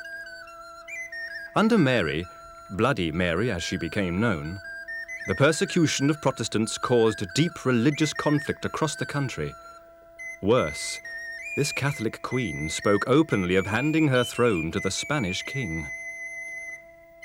Walter Raleigh was born between 1552 and 1554 at the height of this period, now known as the Marian persecutions. His family, which was devoutly Protestant, suffered accordingly. During one disturbance, his father, a Devon farmer, was nearly hanged by a Catholic mob. As a result, his son learned to hate both Catholics and Spain, both vividly recalled in tales of the cruel Spanish Inquisition. After Queen Elizabeth came to the throne in 1558, the country began to settle into a period of calm. Slowly, trade and industry began to recover. Rid of the distractions, Englishmen began to explore the seas once more, defying Spanish dominance. Raleigh was the younger of two sons, but through family connections, he was able to further himself adequately. As a young man, he had the opportunity of joining ships belonging to relatives, such as the famous Drakes or the Grenvilles, and learning the ropes on trading expeditions. But instead, he opted to go to Oxford to study. Although his wit made an immediate impression there, John Aubrey relates, in his brief accounts, that Raleigh was not a wealthy student. In his youth, for several years, he was under straits for want of money. I remember that Mr. Thomas Child of Worcestershire, he told me that Sir Walter borrowed a gown of him when he was at Oxford. They were both of the same college, which he never restored, nor money for it. At this time, one of Raleigh's cousins married a Huguenot leader, Count de Montgomery. Whether for reasons of poverty or duty, he soon left Oxford to fight with him in France against the Catholics. He remained in France for 4 years. There, experience of war at its most savage dampened his romantic streak. As a soldier, he came to appreciate the need for ruthlessness and strong leadership. When he returned to England, he was a grown man. He was a tall, handsome and bold man, but damnable proud. Old Sir Robert Hardy of Brampton Bryan Castle, who knew him, would say that it was a great question who was the proudest, Sir Walter or Sir Thomas Avebury, but the difference that was judged on Sir Thomas' side. He had a most remarkable aspect. An exceeding high forehead, long-faced and sour-lidded, a kind of piggy eye. His beard turned up naturally. On his return to England, he again took up study at Oxford. There he also resumed an interest in duelling and brawling. In his youthful time was one Charles Chester that often kept company with his acquaintance. He was a bold, impertinent fellow, and they could never be at quiet for him. A perpetual talker. He made a noise like a drum in the room. So, one time, in a tavern, Sir Walter Raleigh beats him and seals up his mouth, that is, the upper and nether beard, with hard wax. From him, Ben Jonson takes his Carlo Buffone or jester in Every Man out of his humour. He made little progress at Oxford before he found a new distraction. Raleigh's half-brother, Humphrey Gilbert, was eager to explore the northwest Atlantic, looking for a passage to China.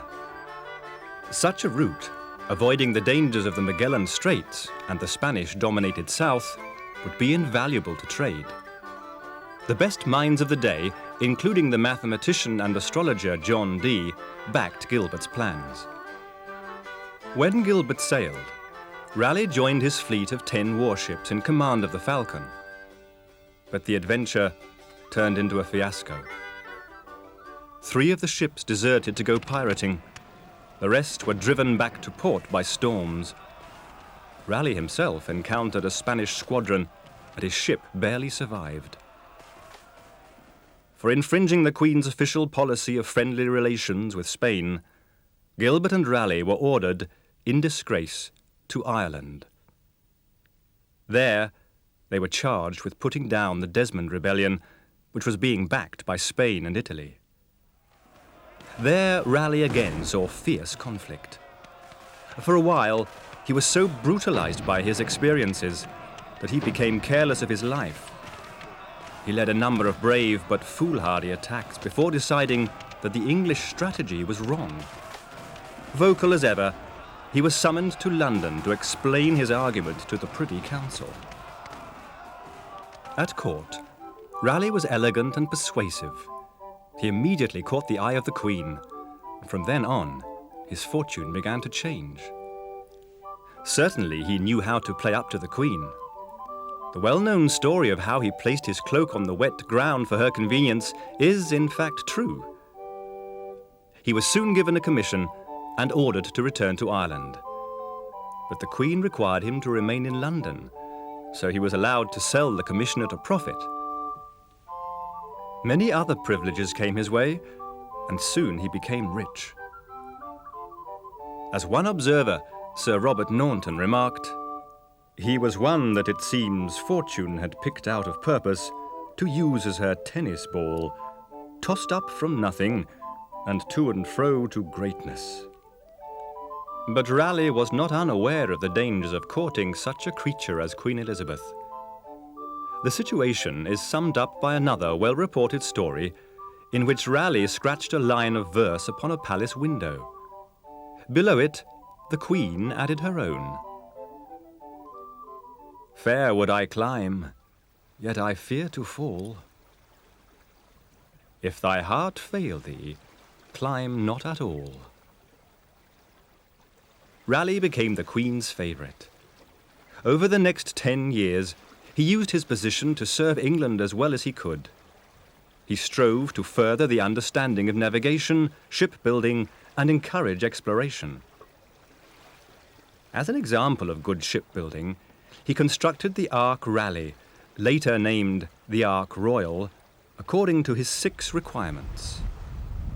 She should be strong-built, swift, stout-sided, should carry her guns all weathers, hull and trywell, which we would call a good sea ship, and stay well when boarding and turning on a wind is required.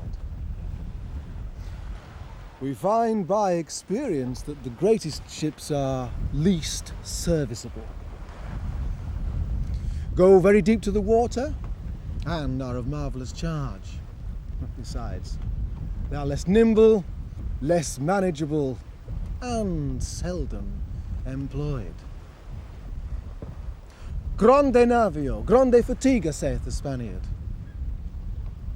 A 600-ton ship can carry as good an ordnance as a 1,200-ton ship. And the lesser will turn her broadside twice before the greater can wind once. The importance Raleigh placed on good English seamanship was not without reason. For whosoever commands the sea commands the trade. Whosoever commands the trade of the world commands the riches of the world, and consequently, the world itself. Raleigh, forbidden by the Queen to sail himself, sent out 2 reconnaissance ships. These landed in North Carolina, near the island of the Roanoke Indians. Their captains reported that the land was rich in tropical fruits, timber, and minerals. Although diplomatic relations with Spain were breaking down quickly at this point, Raleigh placed his cousin, Sir Richard Grenville, in charge of a fleet which sailed in 1585. Grenville landed colonists and supplies in Roanoke. Included among the colonists were the scientist Thomas Harriot and the artist and surveyor John White. Under Governor Ralph Lane, these men were to plan and record the development of the colony. 5 years earlier, Francis Drake had returned from his voyage around the world, his ship, the Golden Hind, bursting with treasure. Reports from Roanoke suggested that Raleigh's colony was its equivalent in natural products. Governor Lane wrote, "We have discovered the Main to be the goodliest oil under the cope of heaven, so abounding with sweet tree, that brings such sundry rich and pleasant gums, grapes, and such greatness, yet wild, as France, Spain, nor Italy have no greater.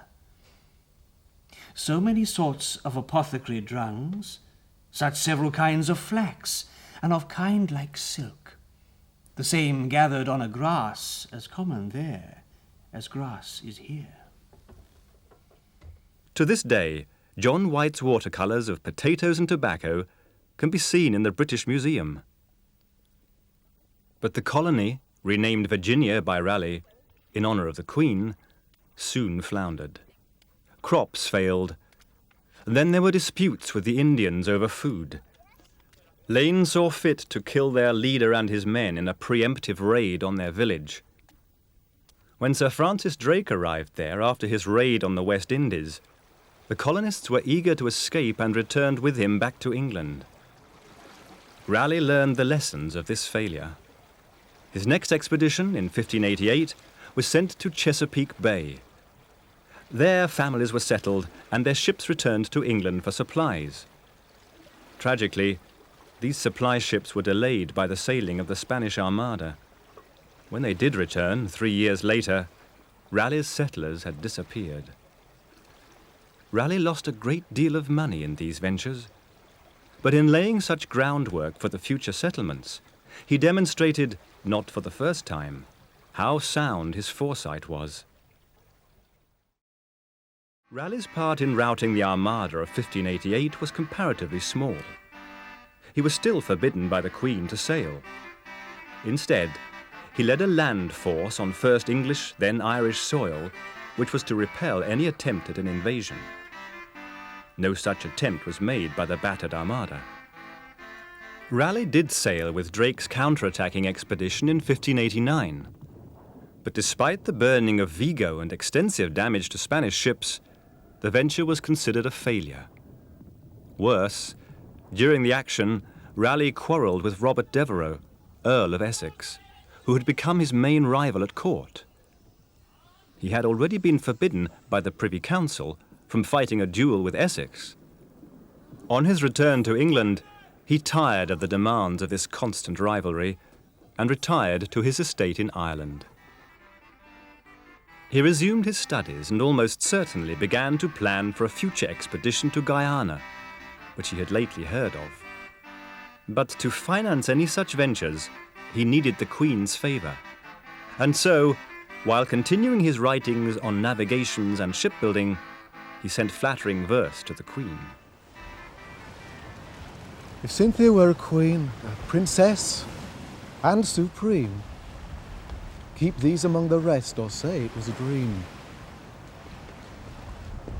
For those that like, expound, and those that loathe, express meanings according as their minds are made over, more or less. In writing what thou art, and showing what thou were, add to the one disdain, to the other but despair. Thy mind of neither needs, in both seeing it exceeds.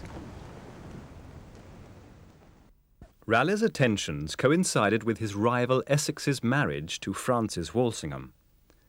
Jealous, the Queen banished Essex and welcomed Raleigh back in his place. Raleigh was appointed Vice Admiral of an expedition to capture the Spanish treasure fleet off the Azores. But at the last moment, the Queen again prevented him from leaving her. He was replaced by Sir Richard Grenville, who sailed in the Revenge. However, he pressed to be allowed to sail to the Azores, and the Queen eventually relented. Although she replaced Raleigh as its leader again, this time with Martin Frobisher, he sailed with it anyway. By now, he had good reason to want to impress the Queen with some great feat, such as the capture of a treasure fleet. Raleigh always had a roving eye, and it was often said that he dearly loved a wench. Among John Aubrey's recollections is one with particular bearing in this matter. Oh, he loved a wench well. And one time, getting up one of the maids of honour up against a tree in a wood, 'twas his first lady, who seemed at first boarding to be something fearful of her honour, and modest. She cried, "Sweet Sir Walter, what do you ask? Will you undo me? Oh nay, Sir Walter, sweet Sir Walter, Sir Walter." At last, as the danger and the pleasure at the same time grew higher, she cried in the ecstasy, "Swisser, swatter, Swisser, swatter."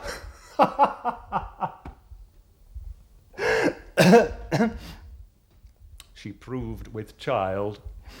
And I doubt not but that this hero took great care of them both, as also the product was more than an ordinary mortal. The lady was Elizabeth Throckmorton, one of the Queen's maids of honour. Raleigh secretly married her, and she bore him a child. Only a great success at sea could placate the Queen's feelings of double betrayal when she inevitably found out. The expedition missed the Spanish treasure fleet. In desperation, Raleigh sent the expedition in search of other prizes and returned to England. There, he and his new wife were confined to the Tower of London. Fortunately, not long after, his expedition returned to Dartmouth with a captured Spanish carrack, the Madre de Dios. It was the richest prize ever captured. Raleigh was released in order to secure the Queen her share of the booty. Raleigh arrived at Dartmouth to an enthusiastic reception. His poor servants, to the number of 140 good men and all the mariners, came to him with such shouts and joy as I never saw a man more troubled to quiet them in my life. Although Raleigh gave the Queen the lion's share of the spoils, she returned him to the Tower and reinstalled Essex as her favourite. But by now, Raleigh was the leader of the West Country, which was vital to her. She needed Raleigh's influence there.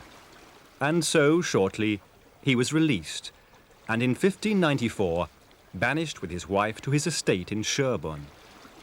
There, he once more studied and continued to patronize the scientific work of others, such as Thomas Harriot and John Dee. In isolation, Raleigh resumed his plans for an expedition to Guyana. He had first heard of this coastal country from a captured Spaniard some years before. It was thought by some to be where the legendary city of El Dorado was located.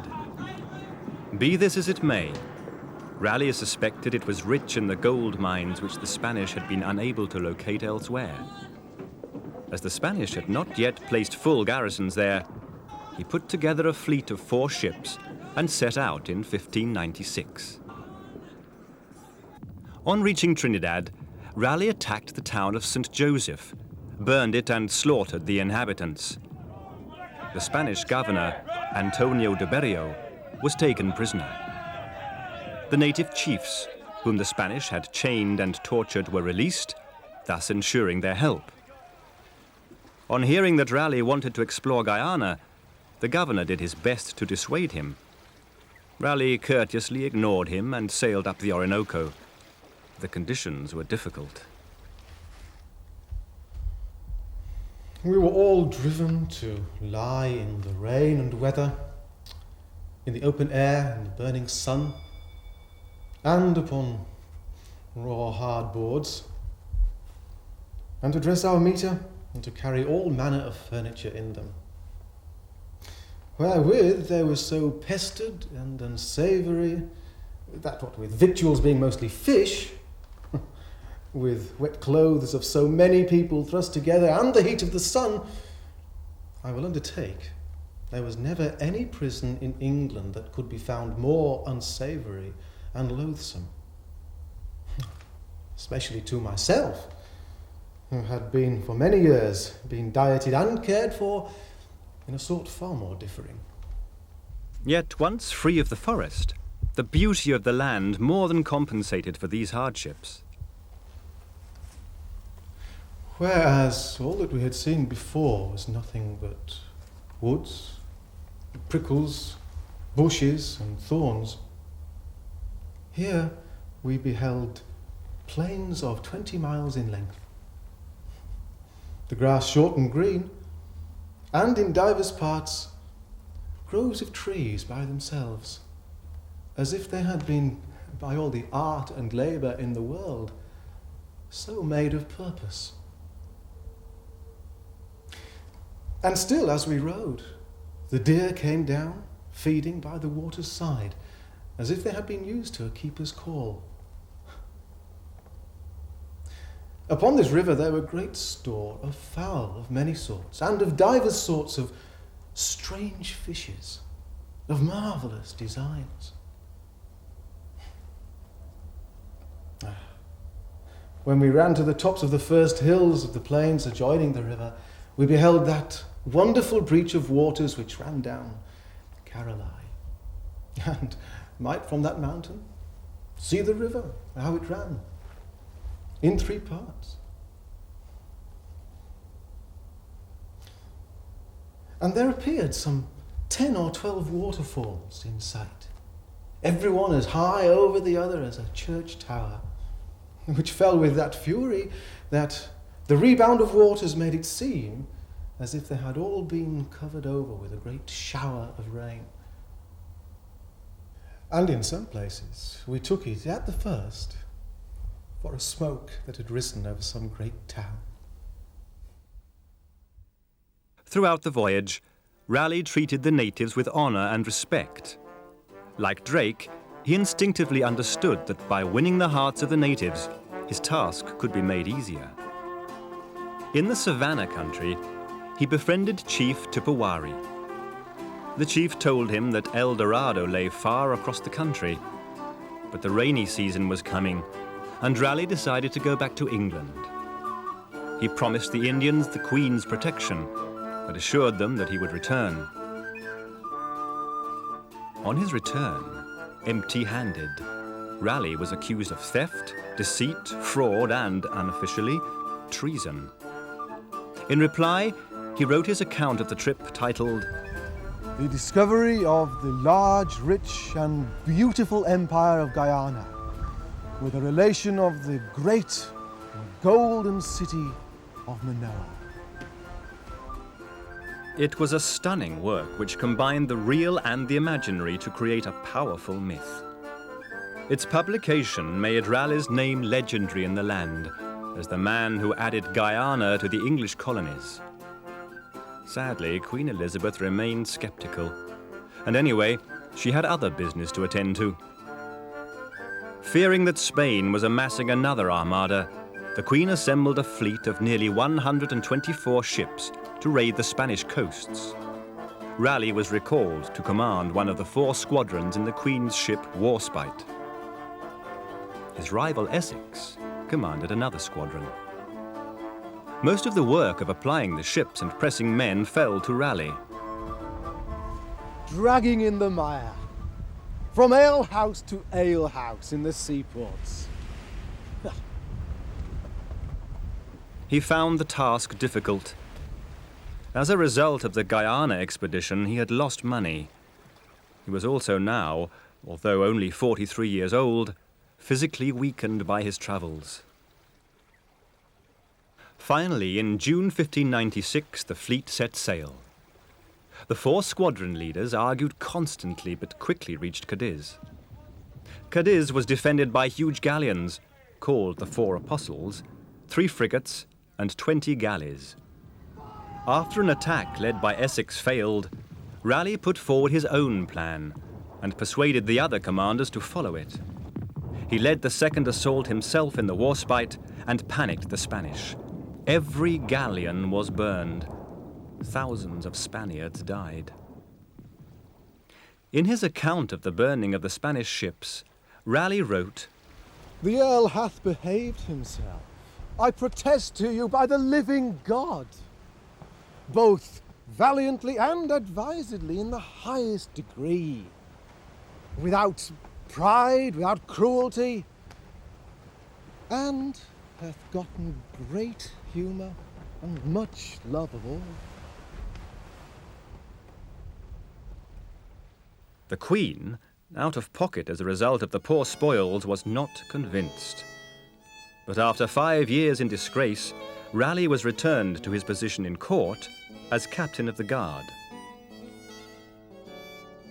In 1597, a second English expedition sailed. This time it was led by Essex, with Raleigh as a squadron leader. Its aim was to destroy Armada ships in Ferrol and Corunna and intercept the Spanish treasure fleet. But gales damaged the ships and blew them back to port. When it put out again, the fleet was divided by bad weather, and the old rivalry between Essex and Raleigh returned.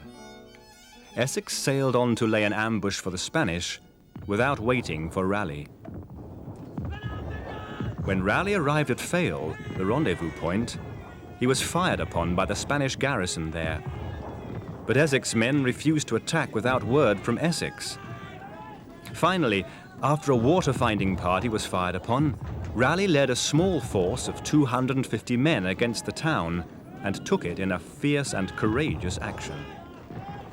When Essex returned empty-handed to find Raleigh had taken a town single-handed, he almost court-martialed him. Essex then moved on to the port of Angra, on the island of Terceira, where the treasure fleet was expected. There he made the mistake of leaving a small guard of ships at the harbour entrance and impatiently sailing off in search of other prizes. When the fleet arrived, it brushed the guard aside and was soon safely in the well-protected harbour. Essex attempted to blockade Angra, but he changed his mind continually, often forgetting to tell his commanders. Each of his exploits failed, and in October, the fleet returned to England. By the time of the fleet's return, a fresh armada had sailed from Ferrol. Raleigh and Essex were ordered to organize land defences, but bad weather dispersed the Spanish ships. In this moment of emergency, the fiasco of Essex's expedition was forgotten. But afterwards, the Queen acknowledged Essex's weakness of character and judgment. Not only was he a poor commander, in his vanity, he did not even mention Raleigh's success in his official report.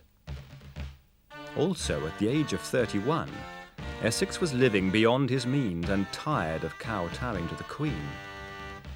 When a relation of Raleigh's was preferred to one of his own for the command of the next Irish expedition, he lost his temper and openly insulted the Queen.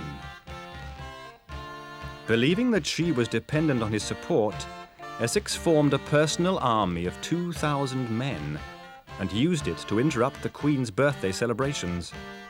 It was his way of showing her his power in the face of Raleigh, her overpowered captain of the guard. To calm Essex, the Queen made him commander in Ireland. He left parading with the biggest army ever taken there through the streets of London. But once in Ireland, his incompetence brought in poor results. In fact, he lost his reputation as a soldier. For a time, it was seriously feared that he would march his army on England. But in 1599, he deserted his post and returned to England alone. There, he burst into the Queen's bedchamber, raving that Raleigh was plotting to betray England to Spain. He was arrested and placed in the Tower for a year. If you take it for good counsel to relent towards this tyrant, you will repent it when it shall be too late. His malice is fixed and will not evaporate.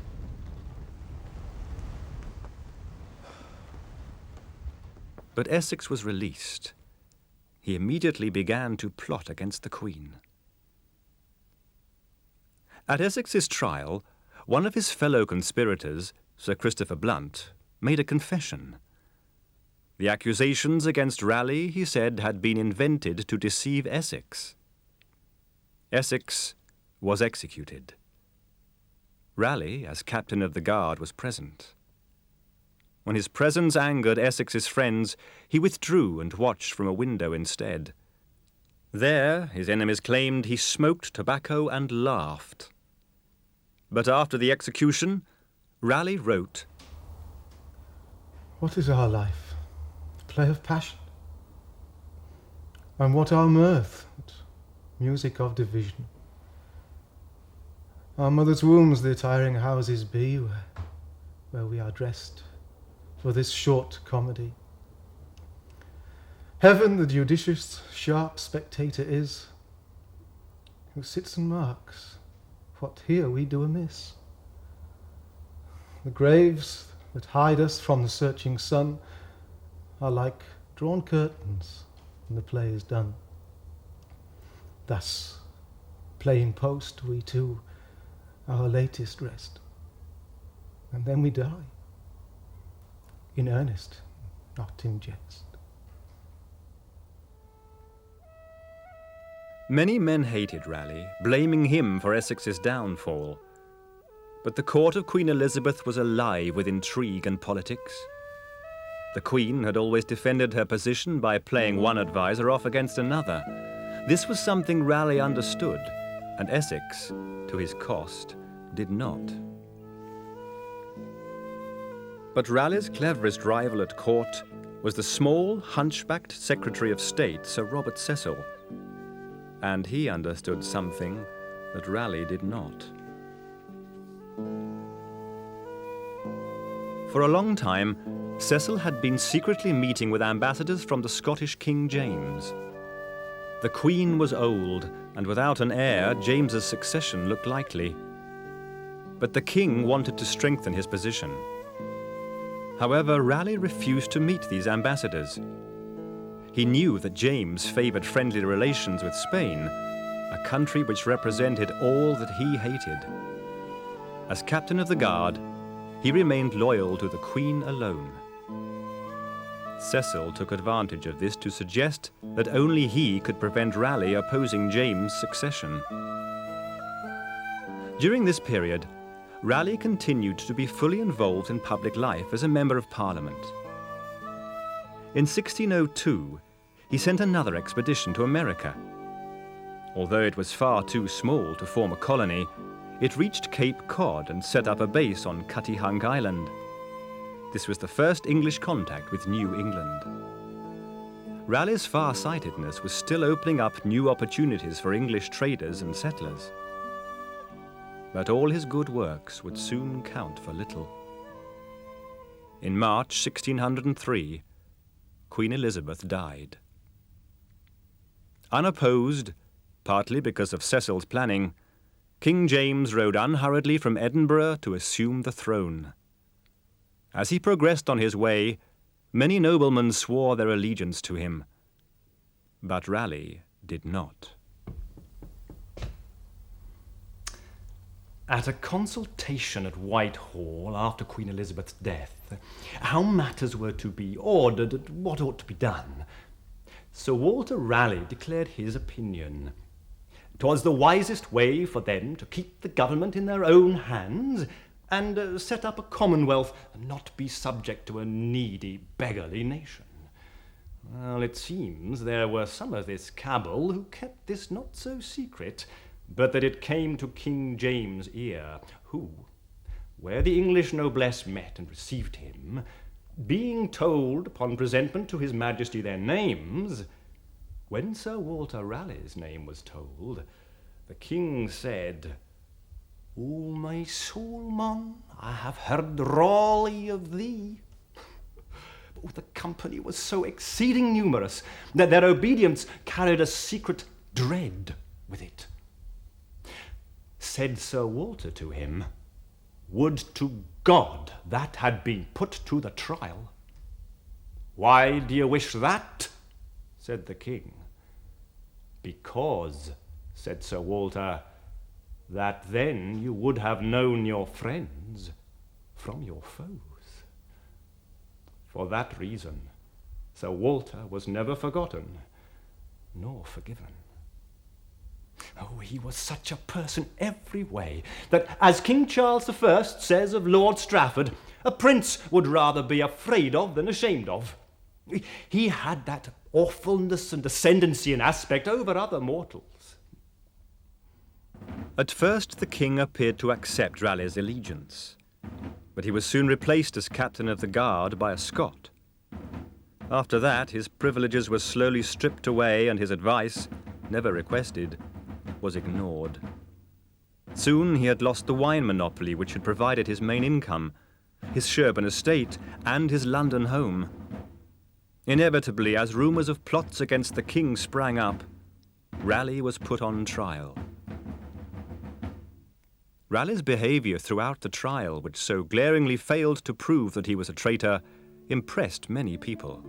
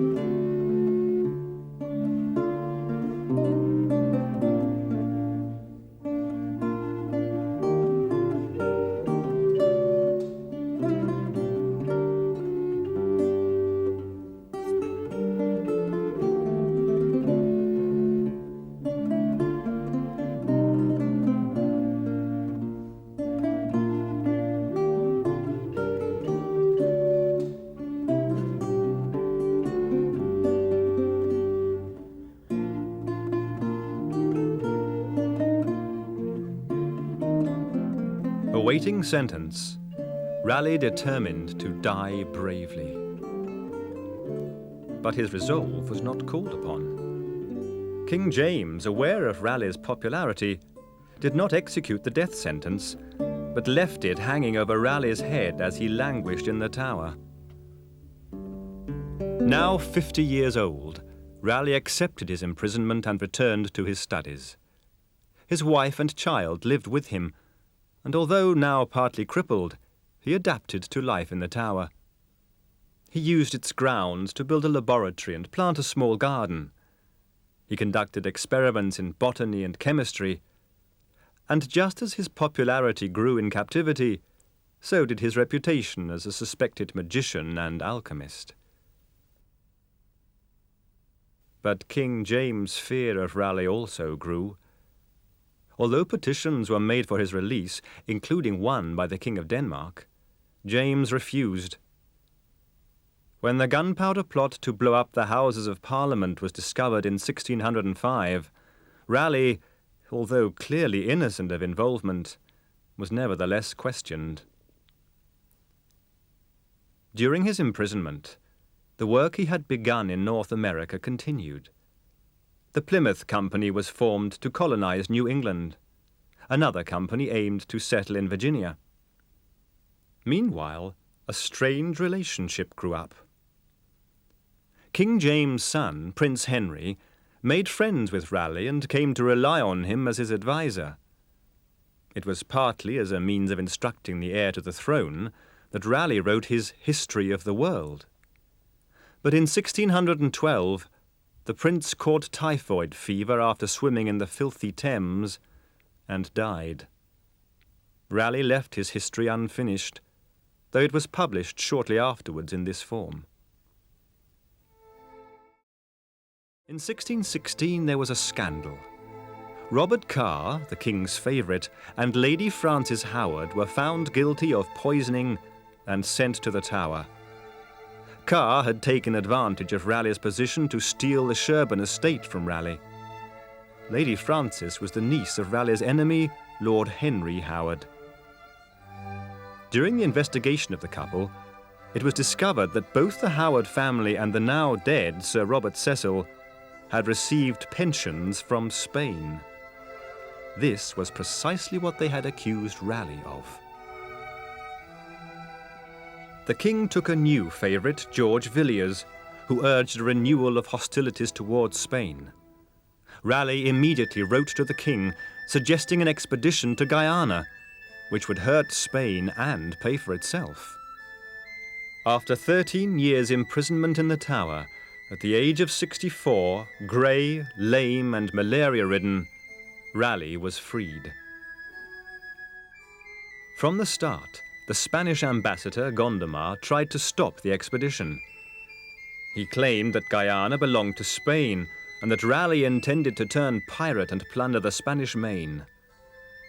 As a result of these protests and James' own hatred, Raleigh was denied a free pardon and the words, "trusty and well-beloved," were deleted from his commission.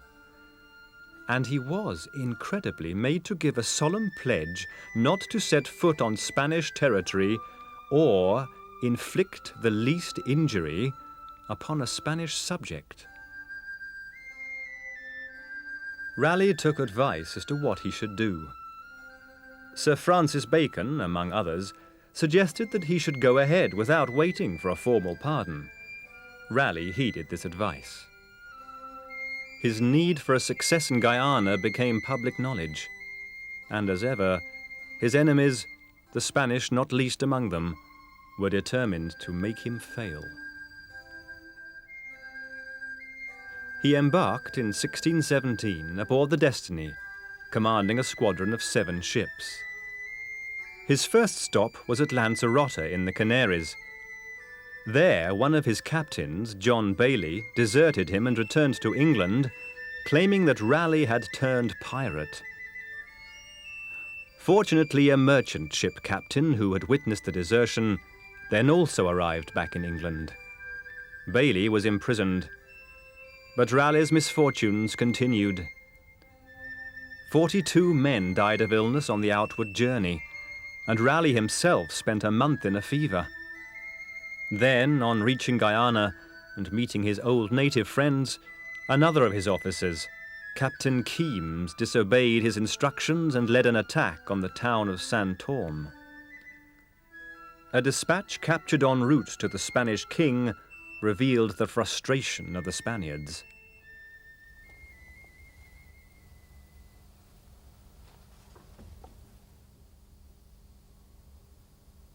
Sire, the city of San Tome and the island of Trinidad of the province of Guyana and Dorado represented in the past month of January 1618 Walter Raleigh, an English pirate with 10 ships and launches, went up the river Orinoco to the sanctuary of San Tome, 40 leagues from the sea, and at 1 league's distance set on shore 500 men, and the ships went up to its port.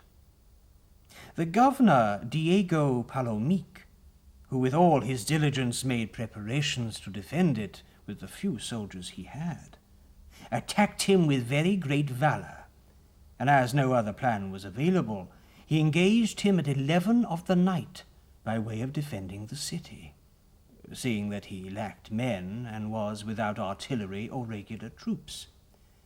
And there the two forces began slaying each other.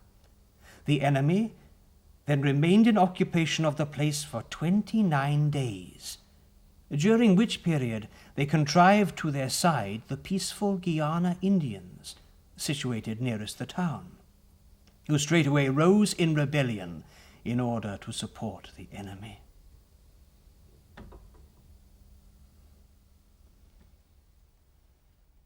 Raleigh's eldest son was killed in the attack. Later, after his cold reception by Raleigh, Captain Keames shut himself in his cabin and killed himself. In July 1618, Raleigh's crippled ship reached Plymouth. All but one of his officers, Captain King, had deserted. One of them had already returned and, like Captain Bailey, claimed that Raleigh had turned pirate. Raleigh seems to have hoped to plead for clemency, but soon after his arrival, a proclamation was made for his arrest. Realizing that all hope was gone, he planned to escape to France with Captain King's help. But he was betrayed by Sir Lewis Stukely. Society later shunned Stukely for his actions, and he died a raving lunatic. John Aubrey recorded this of Raleigh's execution.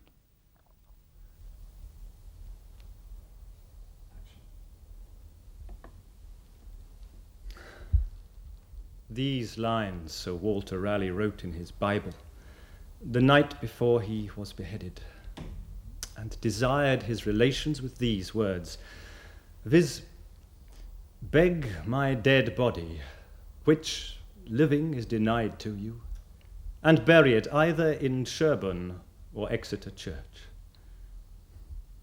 A scaffold was erected in the old palace yard, upon which, after 14 years' reprievement, his head was cut off. At which time such abundance of blood issued from his veins that showed he had stock of nature enough to have continued him many years in life, though now above 80 years old, if it had not been taken away by the hand of violence. And this was the great Sir Walter Raleigh, great sometimes in the favour of Queen Elizabeth, and next to Sir Francis Drake, the great scourge and hate of the Spaniards. Oh, he had many things to be commended in his life, but none more than his constancy at his death, which he took with so undaunted a resolution that one might perceive he had a certain expectation of a better life after it. On the famous Sir Walter Raleigh, who fell a sacrifice to Spanish politics, here lieth, hidden in this pit, the wonder of the world for wit. Its too small purpose did him serve, his wit could not his life preserve. He living was beloved of none, yet in his death all did him moan. Heaven hath his soul, the world his fame, the grave his corpse, Stukely his shame.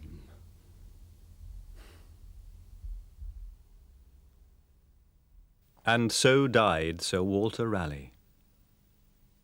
Yet even in death his legend was strengthened. His name became an inspiration to explorers and scholars alike. Today, almost 300 years later, Raleigh's undaunted spirit of adventure continues to strike a deep chord within the popular imagination. The age of discovery was giving way to the age of empire. Sir Walter Raleigh, the last great Elizabethan, became in death what he had been in life, the yardstick by which to measure an Englishman's courage, the mark against which to test his ambition.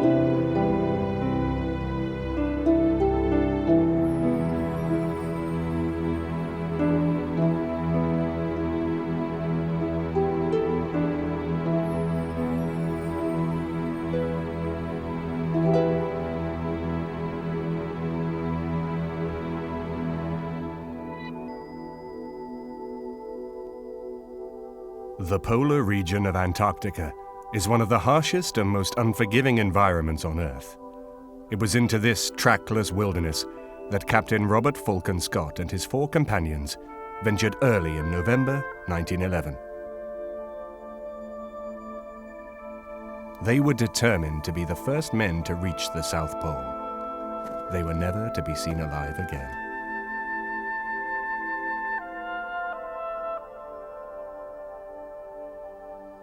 For people who write letters and books now criticizing any of these polar explorers of 100 years ago, they are totally writing these things for the benefit of their apparent fact. It is in fact fiction, because hindsight is not something which is a genuine way of judging the abilities and the conceptions of the people at that time. Captain Scott is very much a legendary figure. Indeed, this institute's named after him. With the Discovery expedition and Terra Nova expedition, there were 2 major Antarctic expeditions with a huge contribution to mapping, geography generally, and science.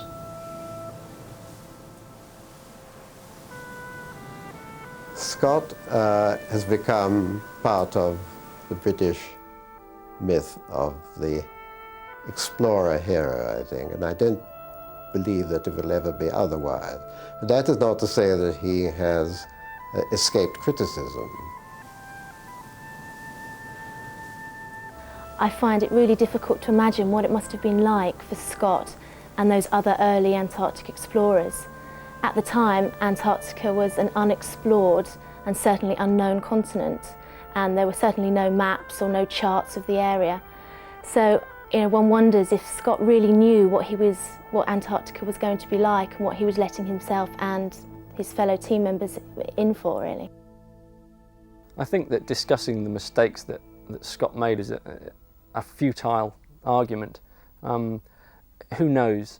Who's to say what decisions he made at what time that were right or wrong? Hindsight's a wonderful thing. We all think we could have done better. We all think that, oh, I wouldn't have done that. He was stupid to do that. But it's impossible to second guess the situation he was in. It's not unlikely that the cold, the stress, malnutrition, whatever, things like that can have an amazing effect on your decision-making abilities.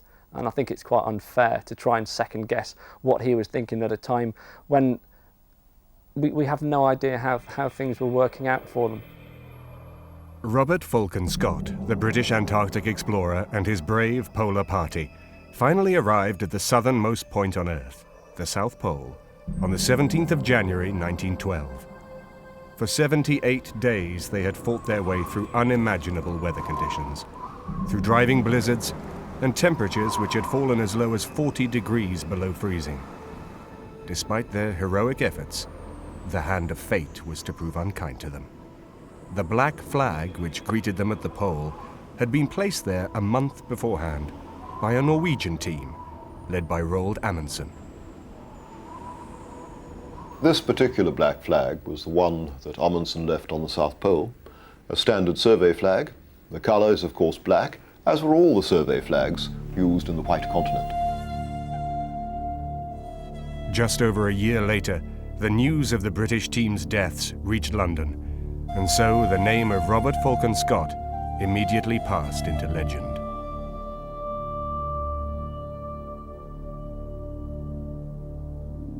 There was little in his early life to mark him down for such greatness. Born on the 6th of June 1868, he was brought up in the comfortable surroundings of Oatlands, the family home in Devonport. His mother was a strong Victorian matriarch, and his father was a quiet man who suffered from the odd violent outbursts of temper. According to the early biographers, it appears that he had a very happy childhood, and he played with his sisters in the garden of his father's house. Certainly when he was in the Navy, he felt very responsible for his mother. His father died and left his mother widowed, and she had a very small amount of money to live on and was largely supported by Scott himself. By 1887, at the age of 19, Scott was fully immersed in a career in the Navy, training as a torpedo officer on the HMS Rover. In the same year, Scott came into contact with Sir Clemens Markham, who would irrevocably change the course of his life. Markham was a true Victorian gentleman who was obsessed by the idea of conquering the Antarctic region. He recognized the area as the ultimate challenge to man, with mystery and danger in equal measure. There was only one thing more important to Markham than getting a man to the pole, and that was that the man should be British.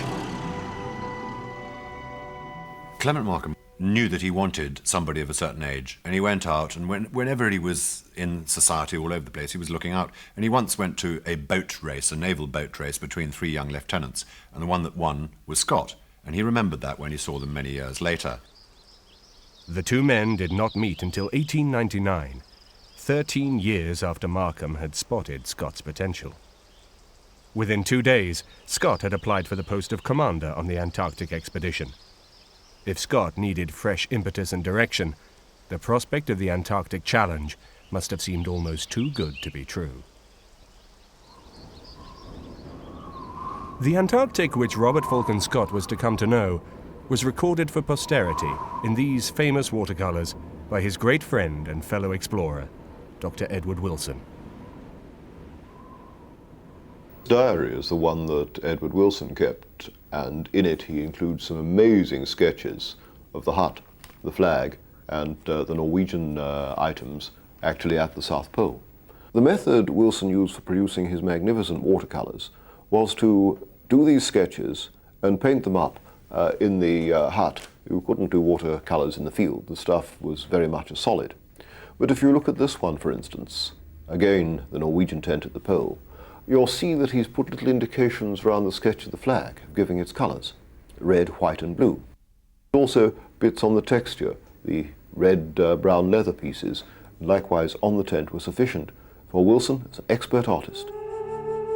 The Antarctic Wilson recorded is the most remote continent on Earth. I find it impossible to try and imagine what it was like. Even the remotest field party today will have a radio that they can contact base, contact other field parties. The bases have got radios, satellite phones, email, fax, and all the other sort of modern communications. Compare that with Scott's day, and they had nothing other than what they could carry a message by hand or by mouth. They had to go from one person to another, even if the parties were separated by thousands of miles to pass a message.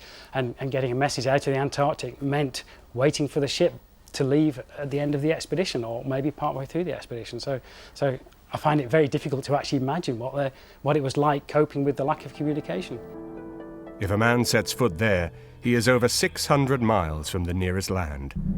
Some 5.5 million square miles in size, it contains over 90% of the world's ice. Should the ice ever melt, sea levels would rise by 200 feet.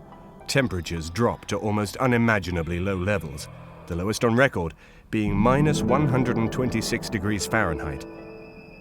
The coldest it got down to when I was there was minus 44 degrees Celsius, which felt really cold to me. I wouldn't wanted it to have got any colder than that, but it does, certainly does. That was quite a warm year at the station I was at. It normally can get down to below minus 50. An average minus 30 degrees C. It feels the coldest when it's windy and it's, say, minus 20 degrees Celsius, because the wind just cuts through. The atmosphere is so pure, so free from haze, that visibility can reach up to 200 or 300 miles. Any sense of scale, however, is completely distorted by the total lack of vegetation. You don't go to Antarctica expecting it to be easy. There certainly are dangers, but because we know that, we take extra precautions. Particular danger is crevasses. And crevasses are huge, massive holes in the ice, which are often covered by a very, very thin layer of snow. Now, if the weather conditions the visibility is quite poor and there's a lot of snow blowing around, you can very easily fall into one of these crevasses. They can be anything from a few centimetres wide to many tens of metres wide, and they can go down to depths of many tens or even many hundreds of metres in some cases. And in fact, one of the Scott team fell into a crevasse on 2 occasions, and that's what eventually he died from his injuries. So that was the first member of the team to die, the Scott team. like a minefield in the army.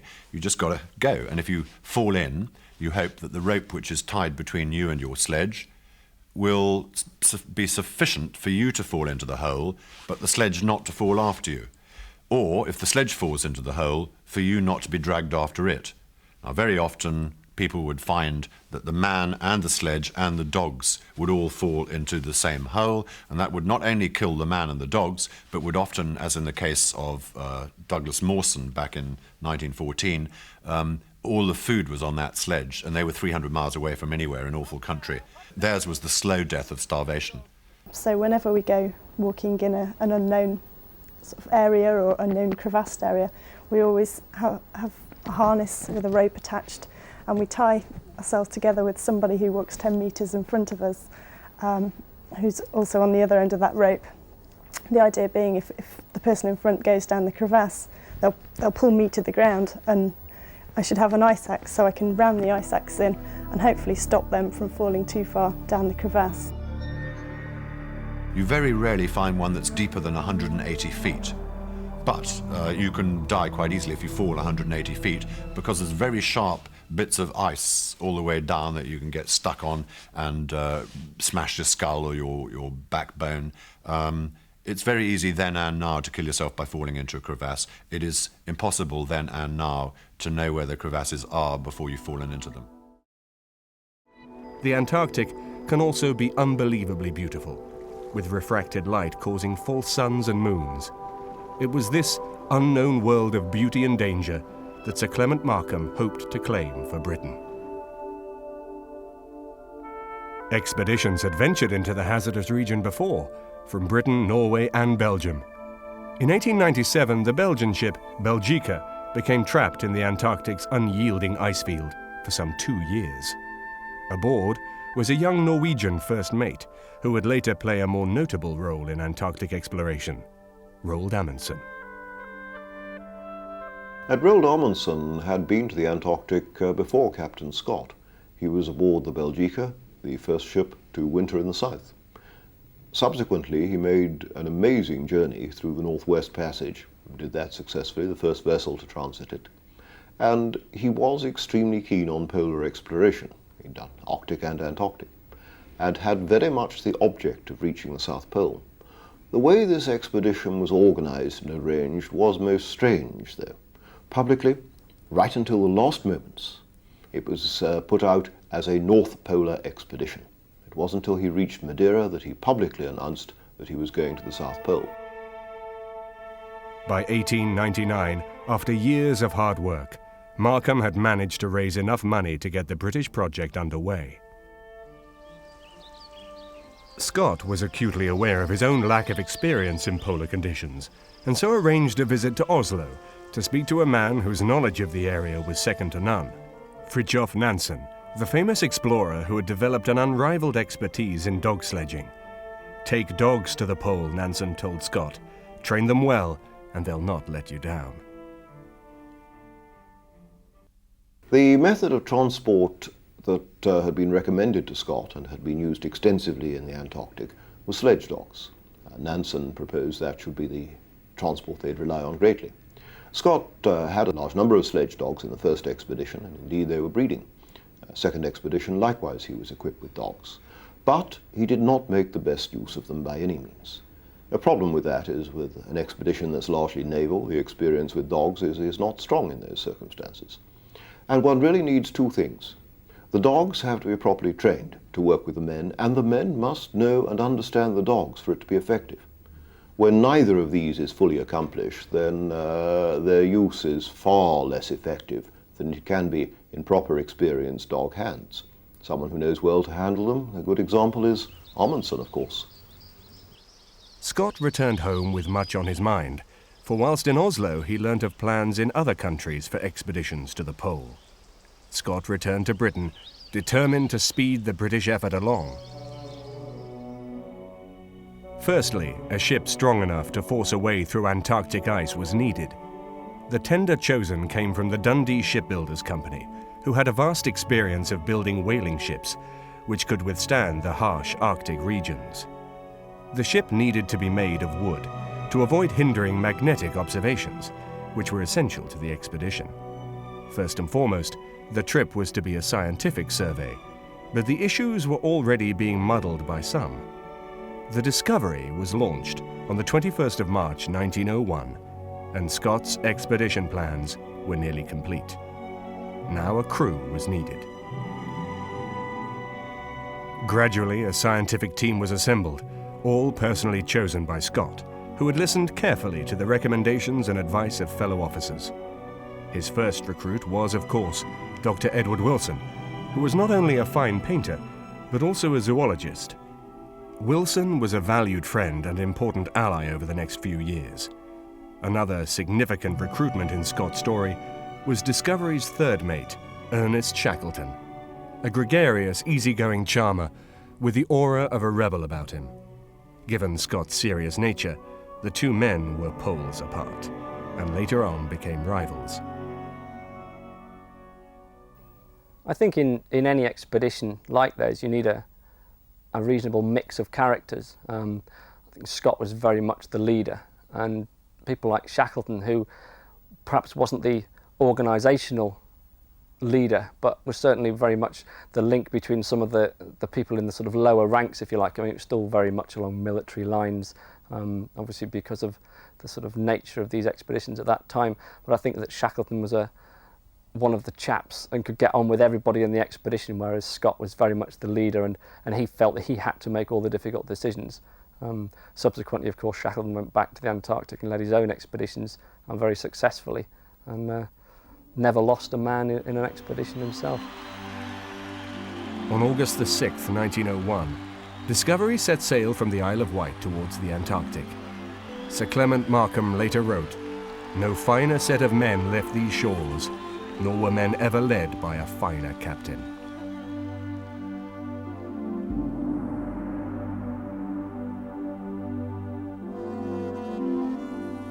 Discovery journeyed south to New Zealand, where she took new supplies on board and received her last overhaul before sailing on into the unknown Antarctic regions. In November, the vessel passed through the 60th parallel, and amid great excitement, the crew got their first sight of ice. On January 9th, the Discovery finally landed on the continent of Antarctica. Ferocious 100-mile-an-hour winds battered the ship, and jagged icebergs raced by her sides. "We are here to fight the elements with their weapons," wrote Scott, "and once and for all, this has taught me not to undervalue the enemy." In February, after a lengthy journey along the Great Ice Barrier, the Discovery crew arrived in McMurdo Sound to begin work on a hut for winter quarters. The construction work took longer than anticipated, but then a more pressing problem became apparent. The dog teams were becoming uncontrollable. As the dogs snarled, Nansen's advice must have rung in Scott's ears. Scott knew that dogs were a possibility. He knew that tracked vehicles, it was he that took the very first motor machine down in Antarctica. He was perfectly prepared to be flexible. It was Shackleton who a few years later took the first tracked vehicle ever, the predecessor of the skidoo. In the field work, when we're out collecting the data, most of the travel is by skidoos, those sort of small motorised snowmobiles, just towing sledges, and they're small enough to be able to get around to a lot of areas that might be inaccessible to larger vehicles. We've got sledges for carrying all the equipment. It would have been nice to have the dogs there, but they were taken out in 1994, I believe. We use skidoos now instead to travel about, which are perhaps, well, they're quite reliable, but they certainly haven't got the character. Amundsen was perfectly stuck with dogs. He came from a country where dogs were used all the time. They certainly weren't in Britain. And so he knew that there was a strong possibility. Likewise, the Norwegians ski. The Brits don't ski. So they were using something which was familiar to them. The Navy were using a whole lot of things, none of which were familiar to them, other than the British tradition of hauling your own weights. The confidence of the party was also shaken by an incident at Cape Crozier, when an exploration team got caught in blizzards. In the resulting chaos, one man was lost to the icy sea. Incredibly, every other man made it back to the ship, but it was a grave reminder of the dangers surrounding them. When there's daylight, all you can see is white.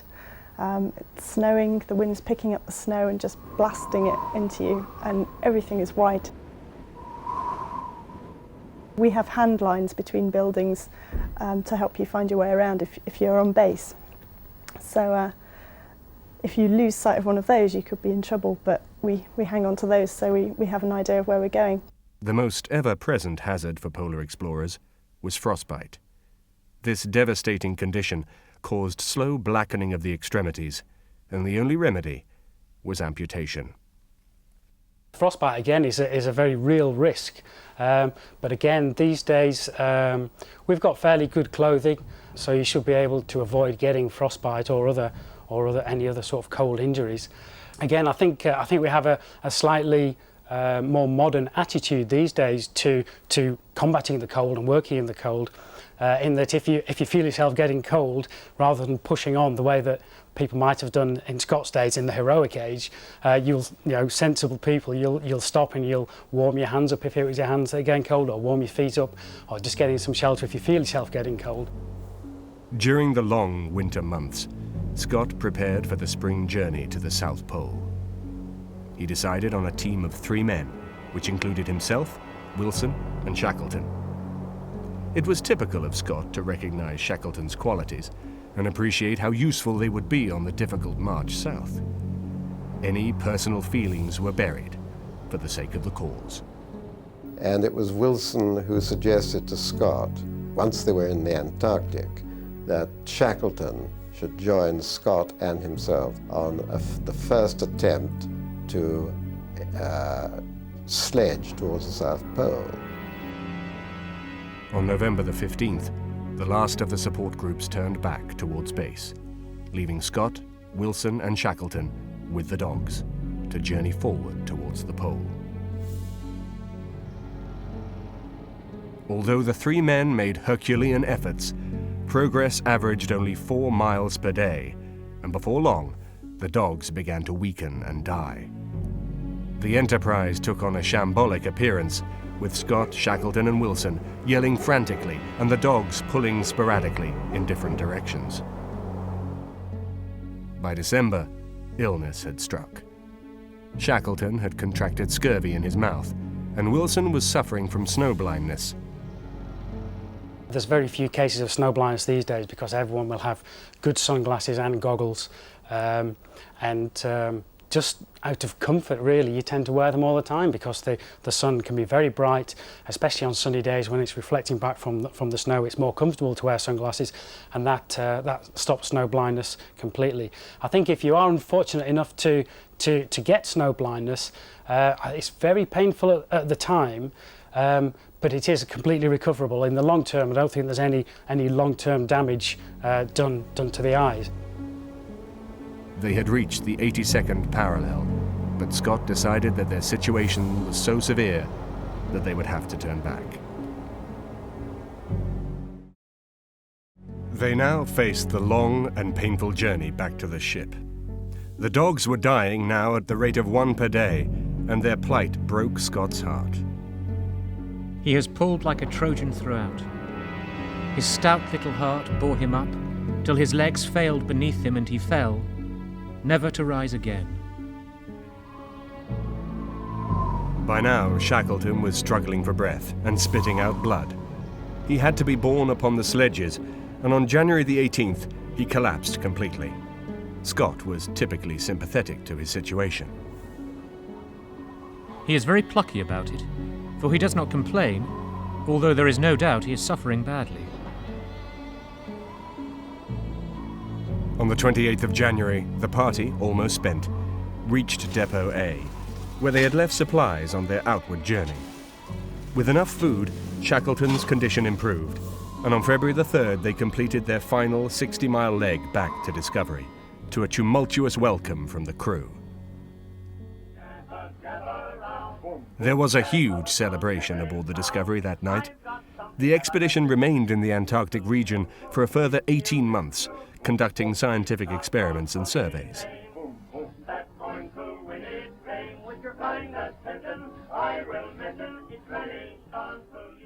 Unexpectedly, Scott sent Shackleton home, a decision which was justified on the grounds of his poor health, although some members of the crew felt there was a degree of personal feeling involved. Shackleton, his pride hurt, stood on the deck of the relief ship as it set sail to take him home and wept.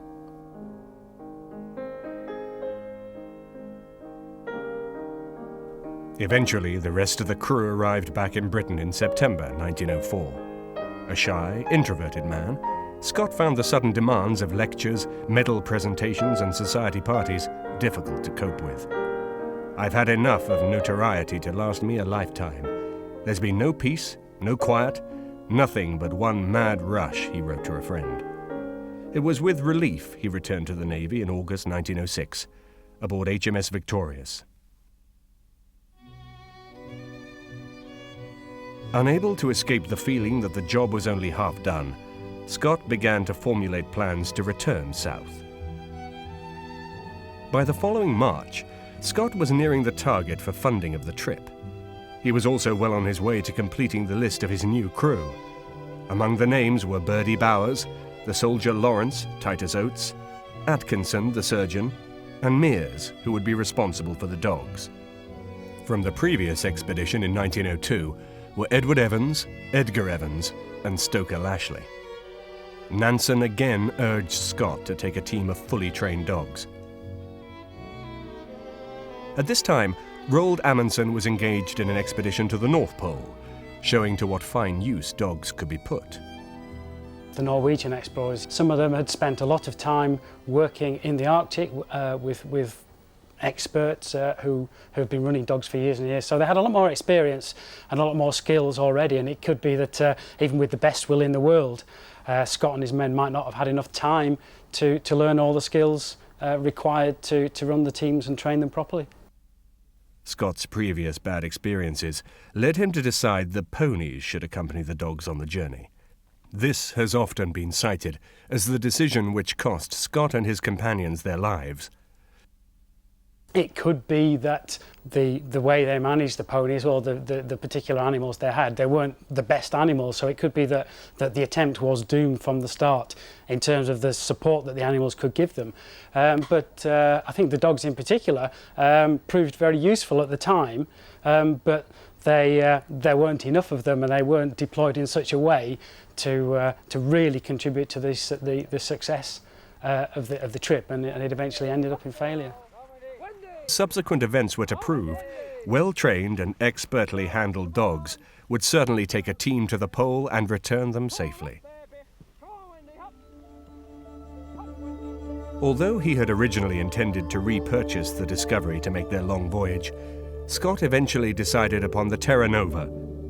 Fortunately, the Discovery underwent a refit and is now preserved in all her glory at Discovery Point in Dundee, affording a glimpse of the conditions the men journeyed to the Antarctic in. The Terra Nova set sail on June the 1st, 1910, without Scott, who was still raising money and would join the ship at Cape Town. In October, the Terra Nova arrived in Melbourne, where the grimmest news awaited Scott. It had transpired that the Norwegian, Amundsen, who had been heading for the North Pole, had been beaten there by Robert Peary, and had been forced to revise his plans. Amundsen's cable to Scott was short and to the point. Amundsen thought the North Pole had been reached. If Cook and Peary had been more truthful about where they got, then it's very probable that Amundsen would have gone for the North Pole as originally planned. In those circumstances, Scott would have still continued to the South Pole. So sitting here in an armchair, one could then suggest Amundsen might have got the North quite definitely, and Scott might have survived the South. But would either of them been quite so famous as now the circumstances with the competition for the South Pole? It was on November the 29th that the Terra Nova eventually set sail for the Antarctic. But not before Scott told waiting newsmen, "We may get through, we may not. We may lose our lives, we may be wiped out. It is all a matter of providence and luck." These words may seem melodramatic now, but to Scott, they were merely an honest reflection of his feelings towards the task ahead.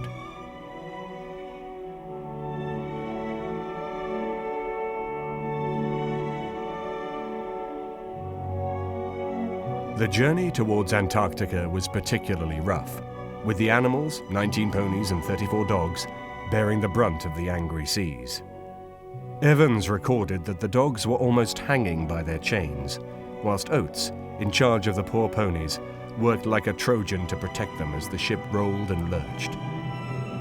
In January, the ship arrived at Cape Evans on McMurdo Sound and the Hut Point. Dispirited to find the old hut in an extremely poor state of repair, they had nonetheless soon established excellent new quarters from which to begin their work.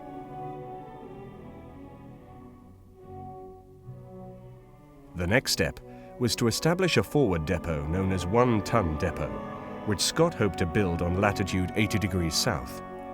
In the event, appalling weather truncated their march, and the depot was built 20 miles to the north of the intended spot.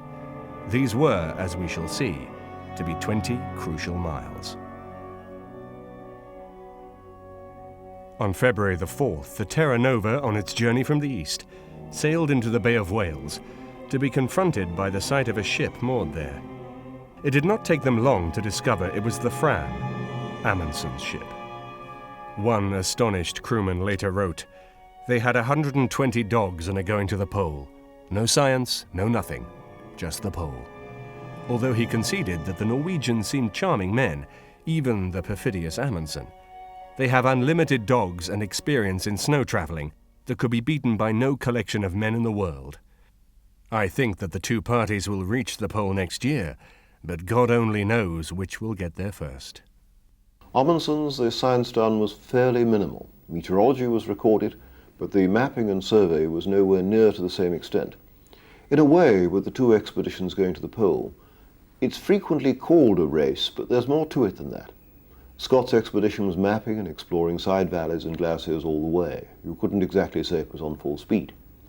Amundsen's maps and the cairns and notes he left were perfectly adequate to get back safely, but not very much else. In one or two places, the actual route he took to reach the pole is uncertain, whereas Scott we have maps carefully laid down all the way. There was quite a different character between the two South Pole journeys. After the long, sunless Antarctic winter, it was decided to begin the march to the South Pole on November the 1st, 1911.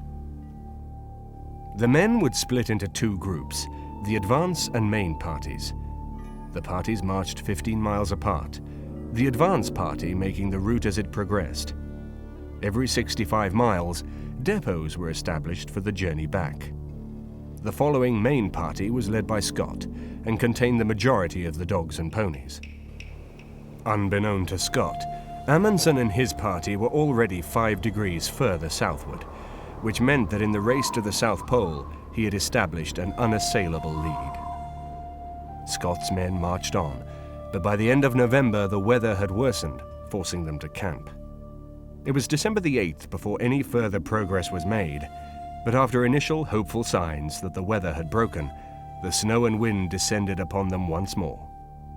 I would have thought that the only two forecasting tools they could have had would be the people standing on the ground at that time and looking up at the sky and looking at the weather. The only advance warning they would have had of a storm arriving would be as it came in, and maybe the clouds came over and the wind picked up and it started snowing. Scott was now faced with another terrible problem. The ponies were completely and utterly spent. They floundered and struggled pitifully, snow up to their bellies, until the only way to move them was to beat them.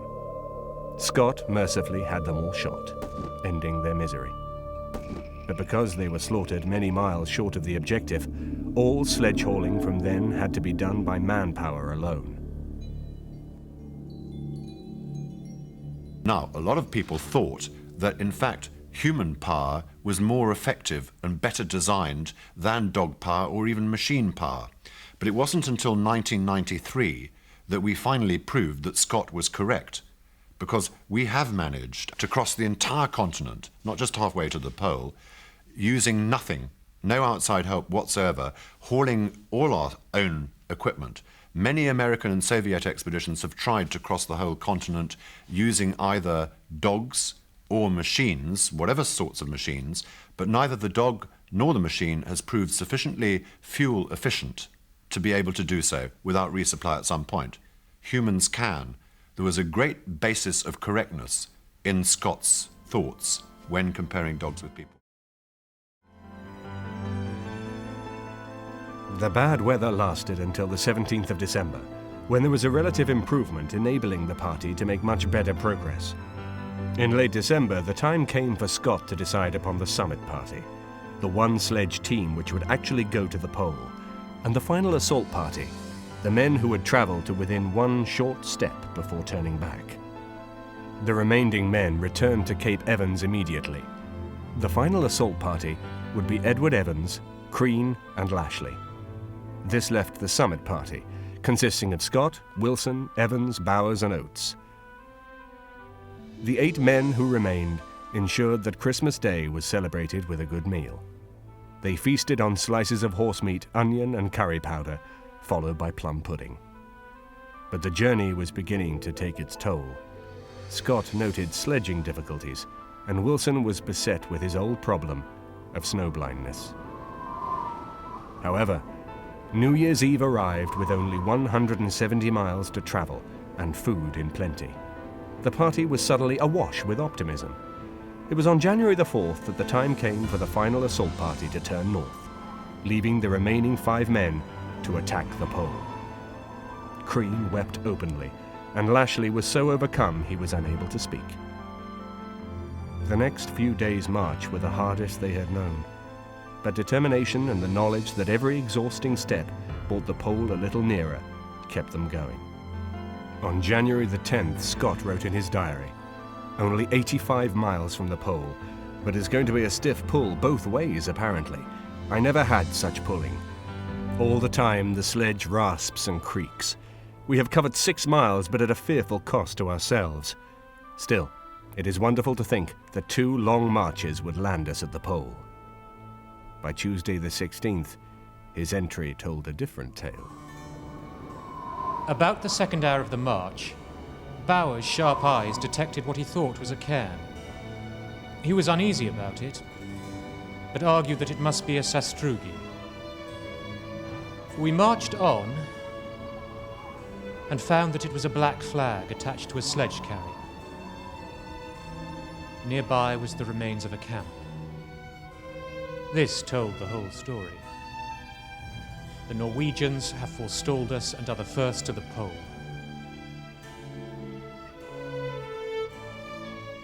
The disappointment which was felt by Scott and his men must have been overwhelming. 13 years of planning, of striving to be the first man to set foot at the pole was over. The Norwegians had arrived at the pole only 1 month earlier, December the 14th, 1911. Scott and his devastated party discovered their tent containing the names of the 5 men in the party, with a letter to King Haakon. The contrast in fortune between the Norwegian party and Scott's own was stark. Their journey, which had been completed in 99 days, was made in fine weather, allowing average progress of nearly 20 miles a day. The dogs, so well bred and trained, had performed wonderfully, and food was plentiful. Apparently the dogs even gained weight. There is no doubt that the Norwegian effort had been brilliantly planned and professionally executed. Scott's expedition arrived 33 days after the Norwegians had left. They found the flag, they found the tent, and all of these materials remaining there. The 2 expeditions did the same calculations, the positions, and backed each other up perfectly. There's no doubt about the South Pole. There was a letter left by Amundsen, addressed to the King of Norway, and the object of that was, if he failed to return, then the next person there would deliver the letter and the proof would be forthcoming. And that was a wise precaution.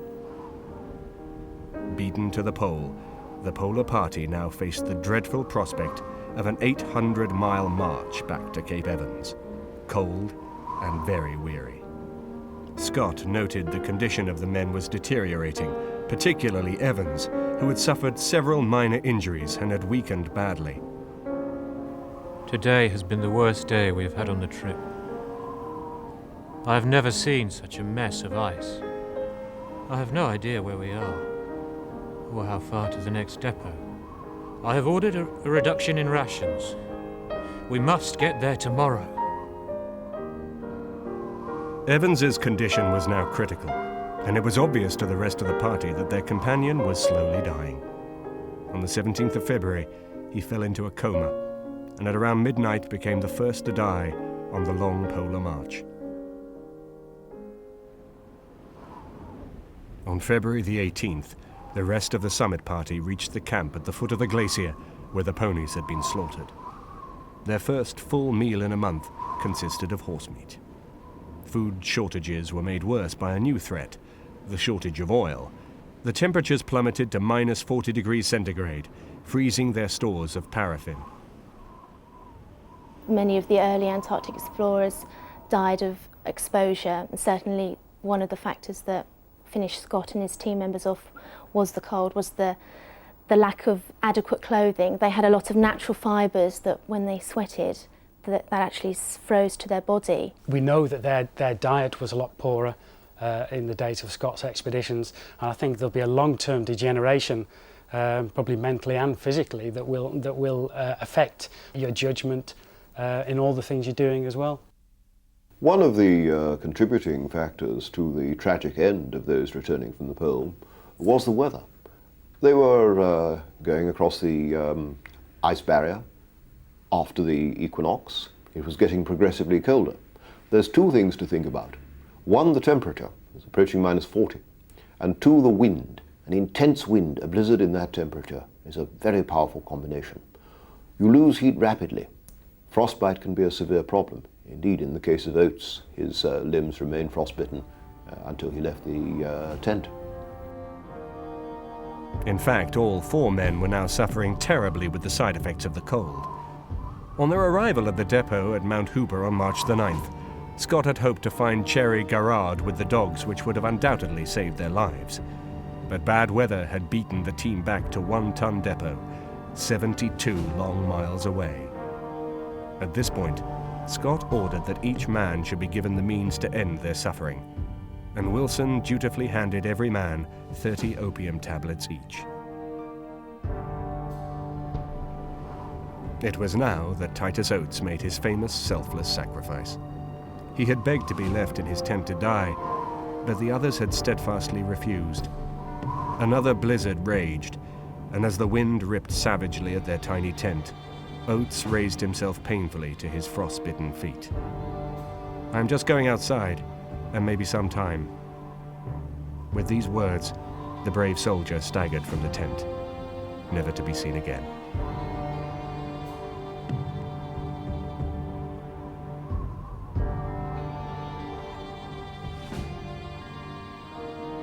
All hope had now disappeared. The 3 men had no oil, barely 2 days' food, and the appalling blizzard had not abated. Scott himself now had a badly frostbitten right foot, which he knew, even if by some miracle they did make it to One Ton Depot, would have to be amputated. Wilson and Bowers were very near to death. Wilson's moving last letter was to his beloved parents. Look forward earnestly to the day when we shall all be together in the hereafter. It is according to God's will and all for the best. I have had a very happy life, and I look forward to a very happy life in the hereafter. On March the 29th, 1912, Robert Falcon Scott made what he thought would be his last entry in his diary.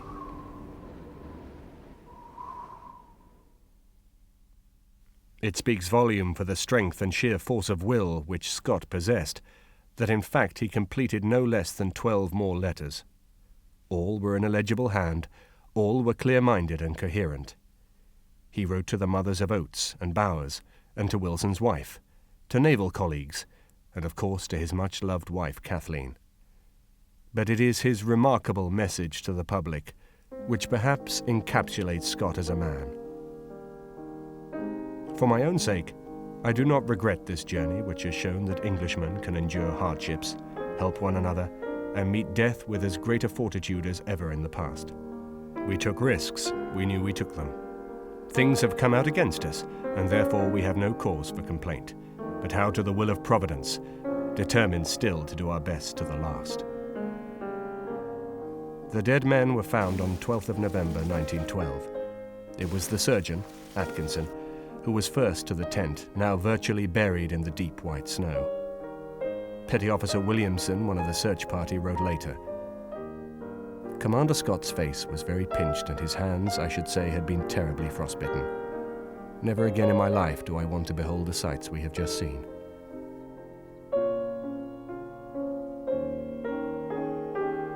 The sad party built a cairn over the remains of Robert Scott and his men and sang Onward Christian Soldiers, Scott's favourite hymn. A little later, an inscription was carved on a cross, high on the hill, overlooking Hut Point at Cape Evans. For Robert Falcon Scott, it was surely the perfect epitaph. To strive, to seek, to find, and not to yield. I think he has received a bad press to some extent. He's still viewed very much as the person who failed to get to the pole first, rather than someone who was a pioneer in Antarctic science. And for that, I think it's rather unfortunate, really. They made a preliminary first step along the direction of the research we do today, if only for the basic mapping that they did. The mapping of the continent is a fairly basic part of any research. You know, they began that process that's carried on to this day. Well, if it wasn't for Scott's expedition to the Antarctic, then people like me wouldn't have the opportunity to be working as an atmospheric chemist in Antarctica today. You know, Scott opened a door to the world's most natural environment that we have.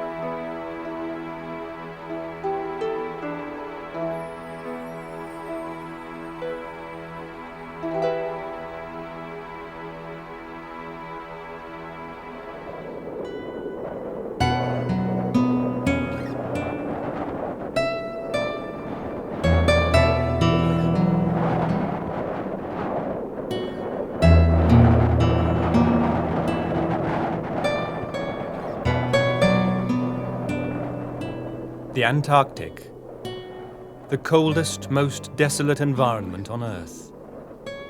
Temperatures here can drop to 100 degrees below zero. Winds can reach 200 miles per hour. No other continent is as inhospitable.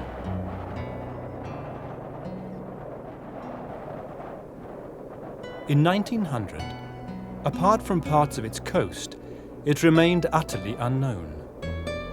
But the turn of the 20th century was to see attention turn to this final land frontier. European nations began to launch expeditions to explore this mysterious southern land. It was a time when successful explorers could become national celebrities. And for a certain type of man, the challenge of exploration proved irresistible. One such man was Ernest Shackleton.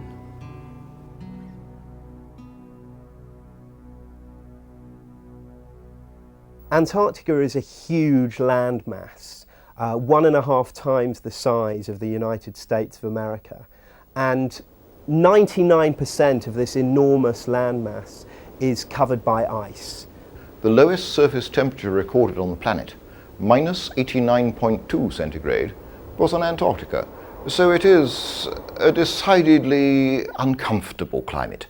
The weather, there's a hell of a lot of it, and it can change quickly.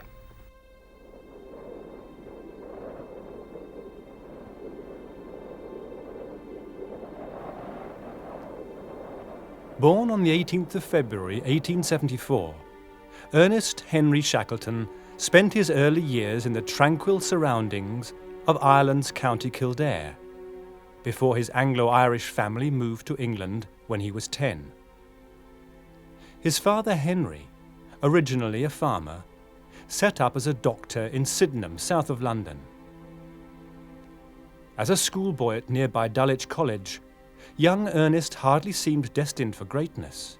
He seemed rather bored by formal education at this time. He certainly wasn't inspired by education at Dulwich College. He was not certainly not a violent schoolboy, but we see him not afraid of the rough and tumble of school life in this period. According to the early accounts of him by one of his sisters, he used to read a tremendous amount of romantic boys' literature.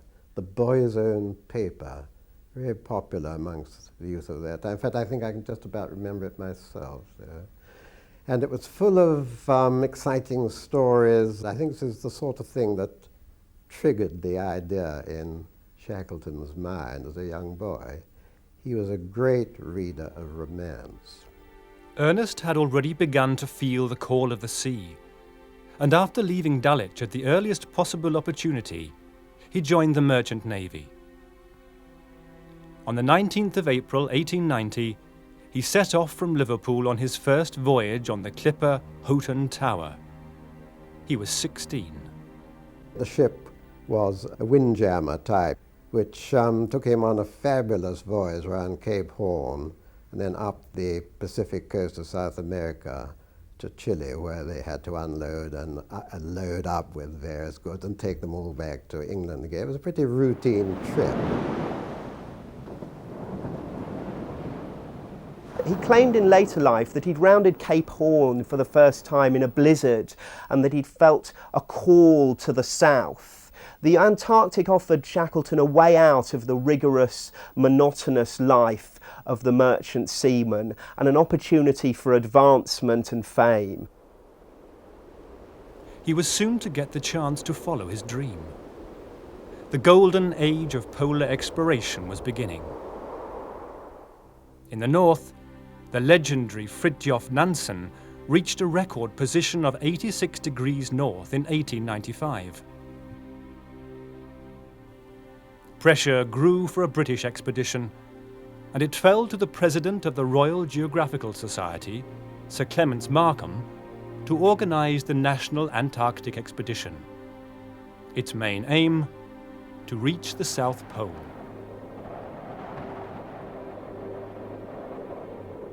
To lead the team, Markham appointed a 32-year-old naval lieutenant who would become forever associated with the Antarctic, Robert Falcon Scott. When Ernest Shackleton heard of the plan, he seized the moment. Using his already formidable persuasive powers, he secured a place on the expedition.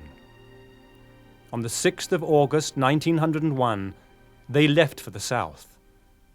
Yes, the journey from Britain to the Antarctic was a long and difficult sea voyage, but not particularly arduous by the standards of seafaring in those days. Remember, the ship was basically under sail. That was cheaper than coal, and you didn't have to worry about taking vast amounts of coal. But remember also that many of these ships were built for navigation in ice, so you don't do very well for a keel. Anything like that's likely to be knocked off or damaged when you're navigating through ice. So the phrase is sort of built like a bathtub and wallow like a pig.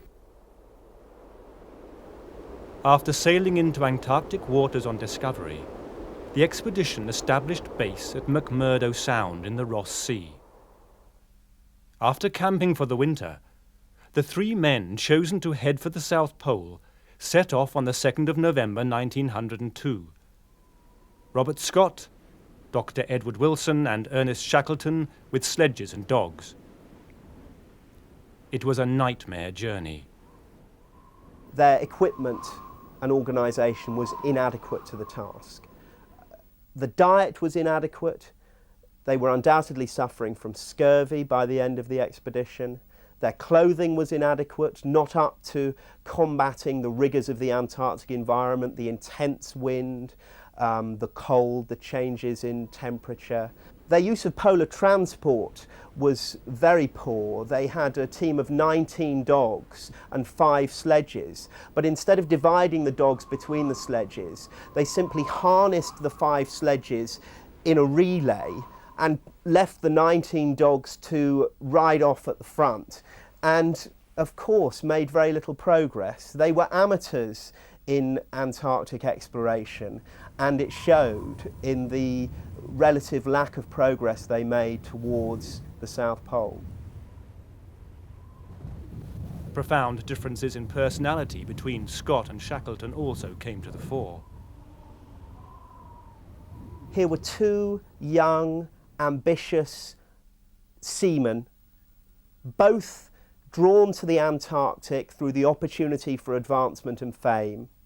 And I think Scott felt threatened by the energy, enthusiasm and charm of this young naval seaman who was very popular. He got on people's nerves as well. And I think that when Shackleton became ill during the march south, Scott allowed the animosity that had developed towards Shackleton to come out, and he wasn't a good leader at that point. He had to be taken aside by Wilson and told to lay off Shackleton, as Scott had criticised him. Scott didn't help matters, of course, by calling Shackleton famously at one point, referring to him as a bloody fool. And Shackleton, of course, turned round and said, well, you're the biggest bloody fool of all of us. And Scott, with his strict naval discipline, found the expression of such sentiments as this almost mutinous. On the 30th of December, having reached only 82 degrees south, Scott made the decision to halt and turn back while they still had a chance. By now, the dogs were practically reduced to nothing because they were badly fed, underfed, and the conditions were not good, in fact very bad, and Shackleton began to show signs of physical distress. He started to cough blood. Also, he had a dicky heart, which he hadn't admitted to when he set out from London. In fact, I don't think he had a medical, if I remember rightly. So nobody knew about this dicky heart. Anyhow, what with one thing and another, it all ended up with his having to sit on the sledge for a while Scott and Wilson pulled the sledge along. 5 weeks of indescribable difficulty later, the 3 men reached base at McMurdo Sound, starving, exhausted and diseased, but alive. At that time, a relief ship had arrived in the morning. So Scott thought this was a good opportunity to send the invalids back. And with Shackleton having coughed blood and generally not seeming too good, Scott thought he'd better give him a medical. So he got Curtis, the doctor, to give him a medical, and suggested, or so it's thought, suggested to Curtis that he, if anything, on the negative side, and get Shackleton sent home. And that's what happened. This may as well have been influenced by Scott's investment in mounting a Royal Naval expedition. And I don't think it helped Shackleton's cause the fact that he was a member of the Merchant Navy. And so Scott, in his eagerness to promote a Royal Naval Antarctic expedition, was not too upset to see a merchant seaman sent home. But that said, I think undoubtedly Shackleton was extremely ill. Back in Britain, Shackleton decided not to return to the Merchant Navy, and instead tried his hand at a number of ventures, including a spell as a journalist, a period as head of the Royal Scottish Geographical Society, and even politics, when he stood as a candidate in the 1906 election. But none of these activities appeared to wholly satisfy his Irish adventurous spirit. Even marriage to an old friend of his sister, Emily Dorman, in April 1904, and the birth of a son and daughter could not tame his desire to return to the Antarctic. We see him drifting, trying his hand at different things, and the Antarctic offered Shackleton an opportunity for advancement, an opportunity for fame. Certainly as well there was the motivation that He had been tarred slightly with the brush of failure after being sent home early from Scott's first expedition, and he was eager to get back and prove himself in the arena of Antarctic exploration after the perceived slight of being sent home from Scott's first expedition. Wanting to go back to the Antarctic, it's by no means a Shackleton thing. Many persons have done this and made quite a career in Arctic and Antarctic exploration.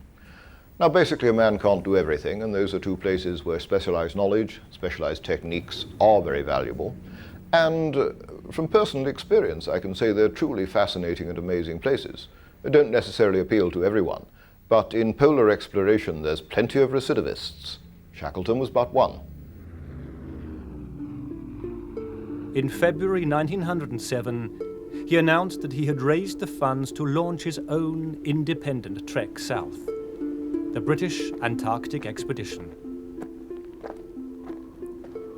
Again, the aim was the pole, and after setting sail on the 30th of July 1907 in a sealing ship, Nimrod, the British Antarctic Expedition reached McMurdo Sound at the end of January 1908. After a winter of experiments and preparations, Shackleton set off for the pole on the 29th of October 1908 with colleagues Jansen Boyd Adams, Frank Wild, and Dr. Eric Marshall, taking with them not dogs, but Manchurian ponies. Both Scott and Shackleton's experience on the Discovery expedition had prejudiced them against the use of dogs in polar exploration. I think in many ways this was a result of their ignorance. They weren't experienced dog drivers and they had tremendous difficulty handling the dogs. So for Shackleton, dogs were merely more trouble than they were worth. Ponies, some expeditions had tried them. They proved themselves reasonably useful in the Arctic, crossing sea ice in places in Franz Josef, but really with ascending crevasse glaciers, when they've got a hoof to try to get traction, they prove themselves really quite inefficient. Pony snowshoes were made. They helped to some extent, but not on the ice. Tragically, I suppose one could say, the greatest contribution the ponies made was by their meat for the dogs.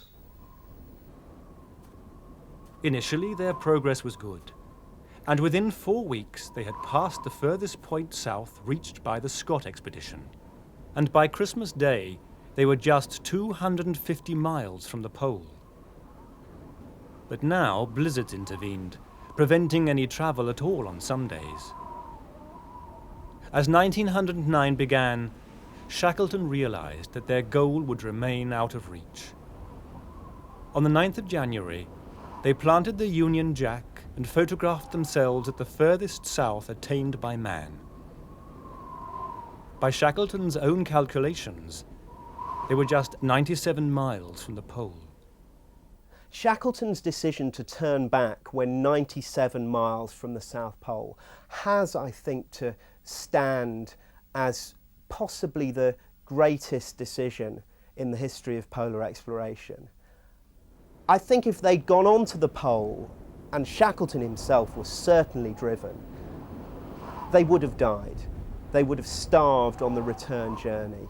The calculation on how much food they had, that they'd reach the pole but starve on the way back, was the essential part. And on the return journey, just before they got back to the base camp, they had bad weather and very close to did starve. Those were quite finely done calculations. They may have failed to reach the pole, but their achievement in getting so close was undeniable. The British public certainly agreed. Overnight, Shackleton became a national hero. Feted by society on his return to England in June 1909, he became Sir Ernest Shackleton by the end of the year. Parliament voted him £20,000 to help clear the expedition's debts. Shackleton produced a best-selling book describing his Antarctic adventures, and he lectured to packed houses on the subject all over Europe. For one man, however, Sir Ernest's new celebrity was galling. That man was Robert Scott. Before Nimrod set sail in 1908, Scott had insisted to Shackleton that he make his Antarctic base away from McMurdo Sound. Scott was already planning his own next trip south, and he felt that, since it was his 1902 expedition that discovered McMurdo Sound, he had the right to be the next to use it. Shackleton reluctantly agreed, but, as we have seen, used the base anyway. Shackleton certainly did not want to land and make Hut Point and McMurdo Sound his base camp. He did not want to break the promise that he had made to Scott that he would not use the old Discovery base camp on his expedition. But he was forced to change his mind by the ice conditions he encountered. He sailed along in the hope of finding a base camp on King Edward VII land, but unfortunately the Ross Ice Shelf had changed considerably in the few years since the departure of the Discovery in 1904, and the area of land which he had hoped to make his base camp on simply wasn't there anymore. He sailed around looking for an alternative base camp. He then thought that he should maybe return to McMurdo Sound. He didn't want to. He waited 48 hours, but eventually I think he was faced with little choice, either to camp at McMurdo Sound or to abandon the expedition. And he was also placed under considerable pressure by the captain of the ship, Captain England, who was very concerned with the safety of the ship and urged him strongly to go to McMurdo Sound and make his base camp at the old Discovery base camp. But in those Edwardian days, the concept of a gentleman's word being his bond was still paramount. Scott and Shackleton would never meet privately again. When Scott's next attempt at his goal began in 1910, he felt confident the prize would be his. Scott's expedition is now, of course, the stuff of legend. He did indeed reach the pole in January 1912, only to find a black flag flying there, left by the team of Roald Amundsen, an experienced explorer. There can be few British folk unfamiliar with how the ailing Captain Lawrence Oates left his tent to die in the hope that it would save his colleagues. A hope that was, of course, forlorn. When the legend of Scott of the Antarctic began to form, Shackleton began to yearn for the South once more. Many people who travel to the Antarctic talk of the spell that this wonderful natural environment casts over them. And they say that when they return home, they forget the hardships that were involved in living in the Antarctic and remember only the beauty, the sense of awe and wonder at nature's majesty that they felt in the Antarctic. Well, we should also remember another reason people explore is because it isn't here. The Antarctic offered Shackleton an escape from the monotony and the mundane reality of daily life. And I think if there is an obsession, it was an obsession to live again in this wonderful, majestic natural environment with its opportunities of adventure and excitement. At the very end of 1913, Shackleton announced a new expedition to the Antarctic and immediately began preparations. His plan was daring. He intended to make a crossing of the Antarctic continent via the South Pole itself. On one ship, he would sail into the icy Weddell Sea to set up base at Wasel Bay. At the same time, another ship would enter the Ross Sea to berth at the familiar McMurdo Sound. A land party would then head towards the pole, laying depots of provisions. Shackleton would then march to the pole from Wasel Bay, taking dogs this time, before returning by the depot route to McMurdo Sound. By the summer of 1914, he had the men and the resources to depart, including the ships Aurora, which would carry the depot team, and Polaris, a 300-ton barkentine built for a Norwegian expedition that never took place. Shackleton renamed it Endurance, after his family motto, "By endurance I conquer." It was to be an appropriate name. By August 1914, Shackleton was ready to depart. But events far beyond his control now threatened the expedition. Europe was on the point of war. I think if the war had broken out during the preparations for the expedition, there was a very good chance that Shackleton himself might have decided to put the expedition on hold and get involved in the war. But the fact that the preparations were so advanced that the Endurance was on the point of departure, indeed had departed by the time Britain actually entered the war, swung the balance towards the continuation of the expedition. Endurance had sailed on the way to the Antarctic and the war began. Shackleton offered his ship, everybody aboard, and everything for the war effort if needed. And one of these excellent signals that he should proceed was received. At those days, at the beginning of the war, it was thought it would not last very long. 1914 to 18 was a lot longer, and they emerged from Elephant Island still finding it in full swing, if I can put it that way, and many men subsequently enlisted. By November, Shackleton and the Endurance were docked at South Georgia, a desolate southern island inhabited only by the hardy whalers of the southern seas. They were now out of wireless contact with the world and its war. When they left the island on the 8th of December, they cut their ties with civilization completely and headed into the Weddell Sea on the first stage of their journey, where they would have to negotiate the perils of pack ice. Pack ice is a particular problem on the frozen sea, Arctic and Antarctic. Seawater itself freezes at minus 1.8 centigrades, but as well as the ice, you actually get saltwater brine in it. And as distinct from freshwater ice, it's resilient, it's almost bouncy. You can hit it and bounce off. Trying to get your way through it with explosives won't work. Ordinary freshwater ice, as you know, on the surface of ponds is brittle. So you've got something that is strong and resilient, and you're trying to hit it and break through. A lot of energy doesn't get you very far. Now, as the winter develops, it gets thicker and thicker. The cold on the surface is freezing the sea beneath. That's all right if it's more or less flat and in level, and an area with no currents and not much wind. But Endurance was in the Weddell Sea. Here you have the Weddell Sea gyre circulating.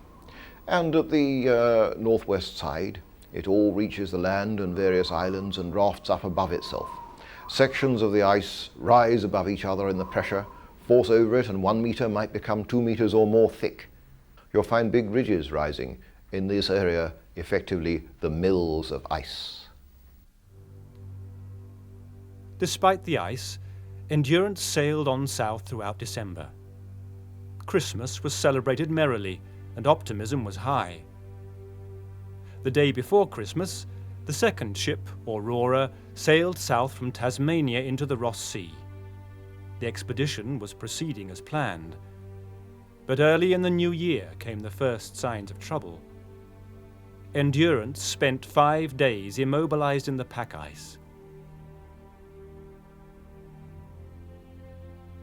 By January the 10th, they were back on course, and the crew soon had their first sight of the Antarctic coast.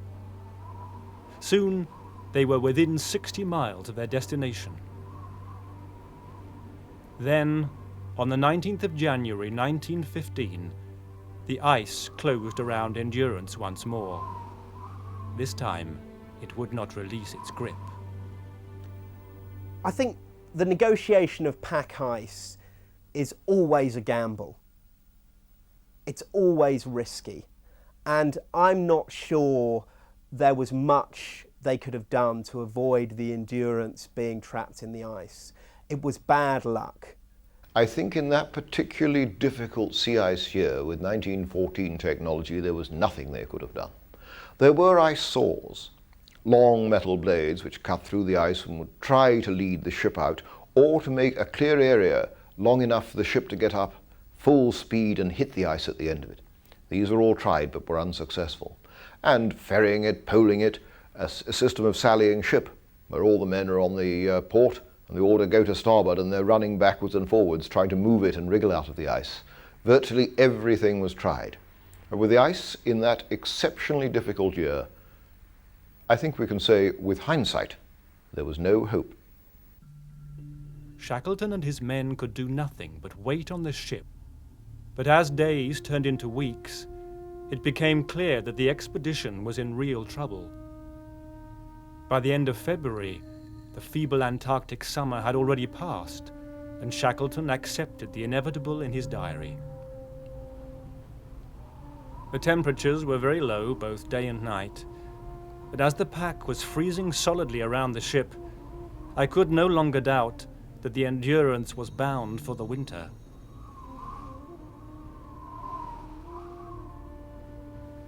The dark Antarctic midwinter would last until the end of July, and there would be no hope of escape before then. With their fate utterly unknown to a preoccupied outside world, Endurance continued its miserable drift north. The hope now was that the ice would soon release the Endurance. Instead, it was about to crush it. The ship was basically twisted. Her planks were sprung, she was filling with water. The pressure remained. The ice in various places came through the hull. So you had a doomed ship, largely full of water, but still effectively, I will say, on the surface rather than afloat, because she was held up by the ice. October the 27th, 1915, saw the fateful order given to abandon the Endurance. After retrieving as much as they could from the stricken vessel, including the precious lifeboats, the team of men made camp as best they could on the ice. Without a ship, in the middle of the sea, Shackleton informed the men of his intentions with inspirational simplicity. "So now, we'll go home," he announced. It was easier said than done. They were in a desperate situation, and looking back, the situation looks almost hopeless. But Shackleton's gift was for inspiring leadership, for inspiring the men around him to believe in the goal that he had set. And this was essential to keep away the lack of spirit, the bad morale, which otherwise would have destroyed the expedition. It perhaps at that stage, what wasn't so important as the realisability of his plans was the fact that he had set a goal which could keep the crew motivated. Shackleton first proposed marching over the ice to the land. With the ice drifting north, a march west would, he hoped, bring them to Graham Land on the Antarctic Peninsula. 3 days after abandoning Endurance, they began to move. Teams of dogs and men pulling what they could on sledges, including the lifeboats. It was a short journey. Marching and pulling in soft snow without skis, their progress was virtually nil. After 2 days, Shackleton called a halt. When they started to try to move off across the ice to the next camp, taking the boats to get to the ice edge, they didn't get very far. Travelling conditions were far more severe than expected, and they had 2 methods of travel. On the ice, the boats were on the sledges. Later on, the sledges might have been on the boats as necessary. But with all the pressure ridges and the nature of the ice, this was extremely hard work. They didn't get very far before they set up the next camp and gave that trekking up as not worth the effort. And from there they were able to return to the ship. And remember, you've got quite a substantial shipwreck. Plenty of firewood from that. Endurance finally sank on the 21st of November. For the next 4 months, Shackleton and his men remained on the drifting ice. For food, they killed seal and penguin whenever they could. That they were able to eat any fresh meat at least kept the dreaded scurvy at bay. For drinking water, they had the sea ice, which is naturally purged of salt. For washing, they had virtually nothing. They grew filthier by the day. Shackleton knew that, in their desperate situation, the needs of the mind were as important as the needs of the body. He realised they were in a desperate situation, and he realised that one of his key roles as leader of the expedition was to keep morale high, to keep setting goals, to keep the men focused, to try and keep spirits up. Because if people became demoralised, discontent would spread, and it was likely that the expedition would then fail, and the consequences could have been disastrous.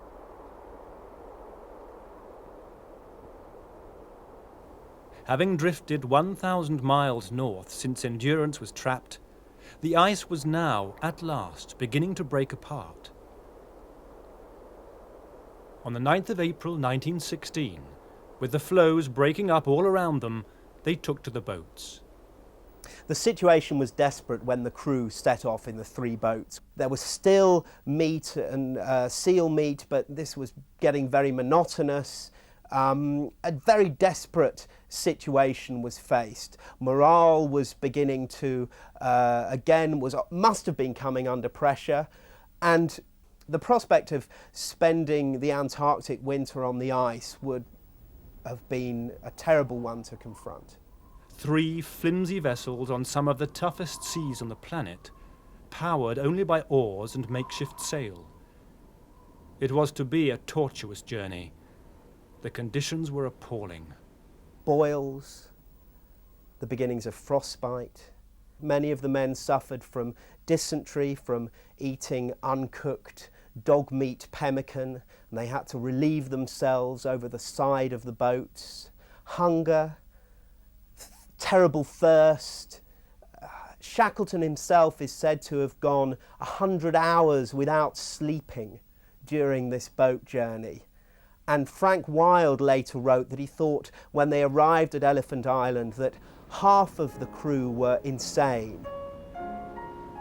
7 days after launching, they arrived at Elephant Island, a barren outpost of rock and ice 20 miles long. With fresh water available at last, the men were almost delirious, as Shackleton noted. Some of the men were reeling about the beach, as if intoxicated. They were laughing uproariously, picking up stones and letting handfuls of pebbles trickle between their fingers like miners over hoarded gold. Despite their achievement, Shackleton knew their difficulties were far from over. Although there was fresh water to drink and birds and seals to eat, they had arrived at a place where no one would ever think of looking for them.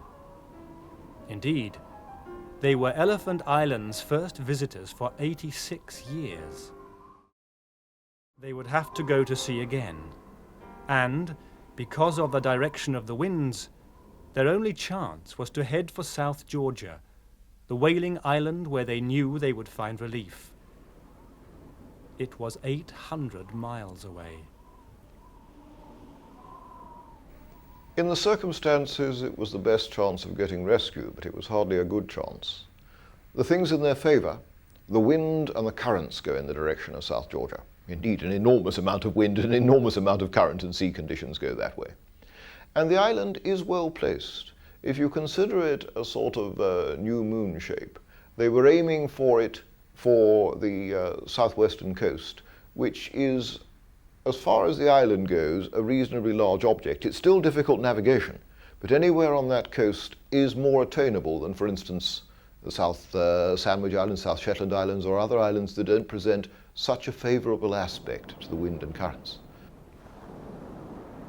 Reckoning that it wasn't worth all the men risking the journey to South Georgia, a party of 6 was assembled. Shackleton himself, Worsley, Vincent the boatswain, Second Officer Tom Crean, Seaman Timothy McCarthy and McNeish. On the 24th of April, they put to sea once more, leaving behind the men whose survival now depended on them. They'd done the best for preparing her. She was well ballasted with rocks, stones from the beach on Elephant Island, on which the men had to sleep, which was hardly comfortable. There were sleeping bags there. They slowly became sodden, of course. The decks, she was decked over with what materials they had and items from the other boats and covered with canvas. But she leaked. She was 8.23 meters long and going through some of the most tempestuous oceans on the planet. By the 7th of May, they were within 100 miles of land. But Shackleton now had to make a decision on which the lives of all were to depend. Worsley's intention was to approach South Georgia's western side before heading across the northern coast to the whaling stations. With their position not entirely certain, however, Shackleton feared that the wind would carry them past the island's west and out into open ocean and certain doom. He insisted on a slight change of course to the east. It was a crucial decision. The next day, they arrived at the uninhabited southern coast of South Georgia, and with mighty seamanship in the teeth of a hurricane, the James Caird came to rest in a small cove at King Haakon Bay. It was the 10th of May 1916. Shackleton's judgment had saved their lives. Exhausted, the 6 men took time to recover from their 17-day voyage, but all knew that they would somehow have to make contact with the whalers on the north of the island. By sea, it was a journey of 150 miles, and it was doubtful whether their boat would survive the trip. Instead, Shackleton decided to make the journey overland, over the utterly uncharted South Georgian interior. I suppose, bearing in mind what we now know about the difficulty of crossing the island, he might have reconsidered. But his map of South Georgia was woefully inadequate. It was reasonable for the shores, but there were no contours or nothing indicating any situation in the chart of the fact that it had mountains approaching 3,000 meters in it. He had insufficient knowledge of. Mind you, he soon found out. They moved the James Caird up to the end of King Haakon Bay and turned it upside down for shelter. McNeish, Vincent and McCarthy would stay there, while the other 3 would attempt to cross the mountains and glaciers of the island to find assistance. Profoundly ill-equipped for such a journey, they set off nonetheless in the early morning of the 19th of May. To save weight, they took no sleeping bags. Having surmounted the boat journey from Elephant Island to South Georgia, I think they must have thought, we're so close now. We're so close to success, to saving our comrades, our companions left behind on the island, that it drove them through and on to make this journey that had never been made before across the mountains to the whaling station. With the weather remarkably favourable, they pressed on hour after hour. But when they encountered the 5 pinnacles of the Trident mountain ridge, their progress slowed. Of the 4 passes through the ridge, the first led to a 2,000-foot precipice, and the second proved utterly inaccessible. When they looked over the 3rd pass, they had to make a decision. With time running out, they decided to chance the slope on the other side, by toboggan. I think they had no choice. They certainly couldn't have survived a night out on the mountainside in tattered clothes with no sleeping bags. And tired as they were, climbers will tell you that climbing down is the time that often mistakes are made when you're not concentrating as hard. Well, given the conditions that these men had endured over the last 2 weeks, they certainly were in no fit state to negotiate a very difficult descent. So in some ways we can see this mad toboggan ride as an act of impetuosity, but in another way it may have been a more sensible decision to say, yes, we just at this stage, a difficult descent would be even more of a danger, and we must now just throw caution to the wind and go for it. They dropped 1,500 feet in 3 minutes before stopping. They were all safe, but they were still only halfway there. At 6:30 on the second morning, after just 5 minutes of rest, they found themselves on another ridge when they heard a noise. It sounded like a steam whistle. When they heard it again at 7, they knew. It was a whistle, summoning the men of the whaling station to their day's work. Overjoyed, they shook each other's hands. They had heard sound created by other men. Their determination was redoubled. Nothing would stop them now. Not even a 500-foot descent of fearsome blue ice, which they negotiated by cutting steps. After 18 months, 1,000 miles of drift in endurance, 1,000 miles adrift on the ice, the 3-boat journey to Elephant Island, the 800-mile trip to South Georgia, followed by the first ever crossing of the island, they came across their first external human company. 2 young boys. Soon, though, the 3 men located the station manager, Thoralf Sørle, and revealed their identities to the astonished Norwegian, who immediately set to providing for their needs. A steaming hot bath, a shave, clean clothes, and mountainous quantities of food were laid on. As they sat at dinner, the 3 explorers related their amazing tale. Grimly, they were also informed of the events of the Great War. It's easy, given the drama of the journey, to ignore the tremendous sense of shock and disjuncture which news of the First World War must have brought Shackleton when he arrived at the whaling station. News of submarine warfare, of the use of poison gas, of war in the air. This was a world transformed by the greatest conflict that had yet been staged in human history. I might add that when one is in the Antarctic, you might consider the isolation could cause things to become a little strange.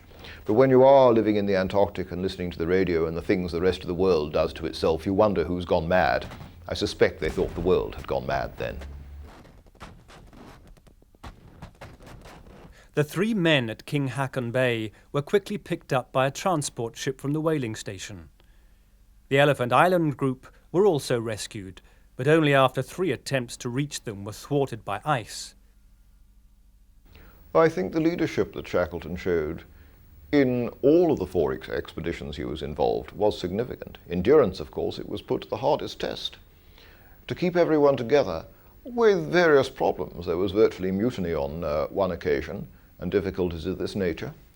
Kept them together, remained on good terms with many, maintained a command, and got the party for which he was responsible all out alive and in very difficult circumstances, is a major tribute. It was a source of genuine pride for him. He had proved himself a leader of men. By January 1922, Sir Ernest Shackleton was back in the south. He now had plans to circumnavigate the Antarctic continent. He simply couldn't stay away. This time, however, it was not to be. On the 7th of January 1922, back on South Georgia, he suffered a heart attack and died. He was 47. On the 5th of March 1922, Sir Ernest Henry Shackleton was buried on South Georgia, a location utterly fitting in death for the man who had survived so much in life. I think everybody liked him. Everybody liked him. To have lived with him would have been quite impossible, of course, but he was a great man, Shackleton. I think in normal circumstances, Shackleton was probably quite annoying, rather full of himself, always wanting to be the centre of attention. However, if you were in a tight spot, I don't think there's anyone you'd rather have had with you.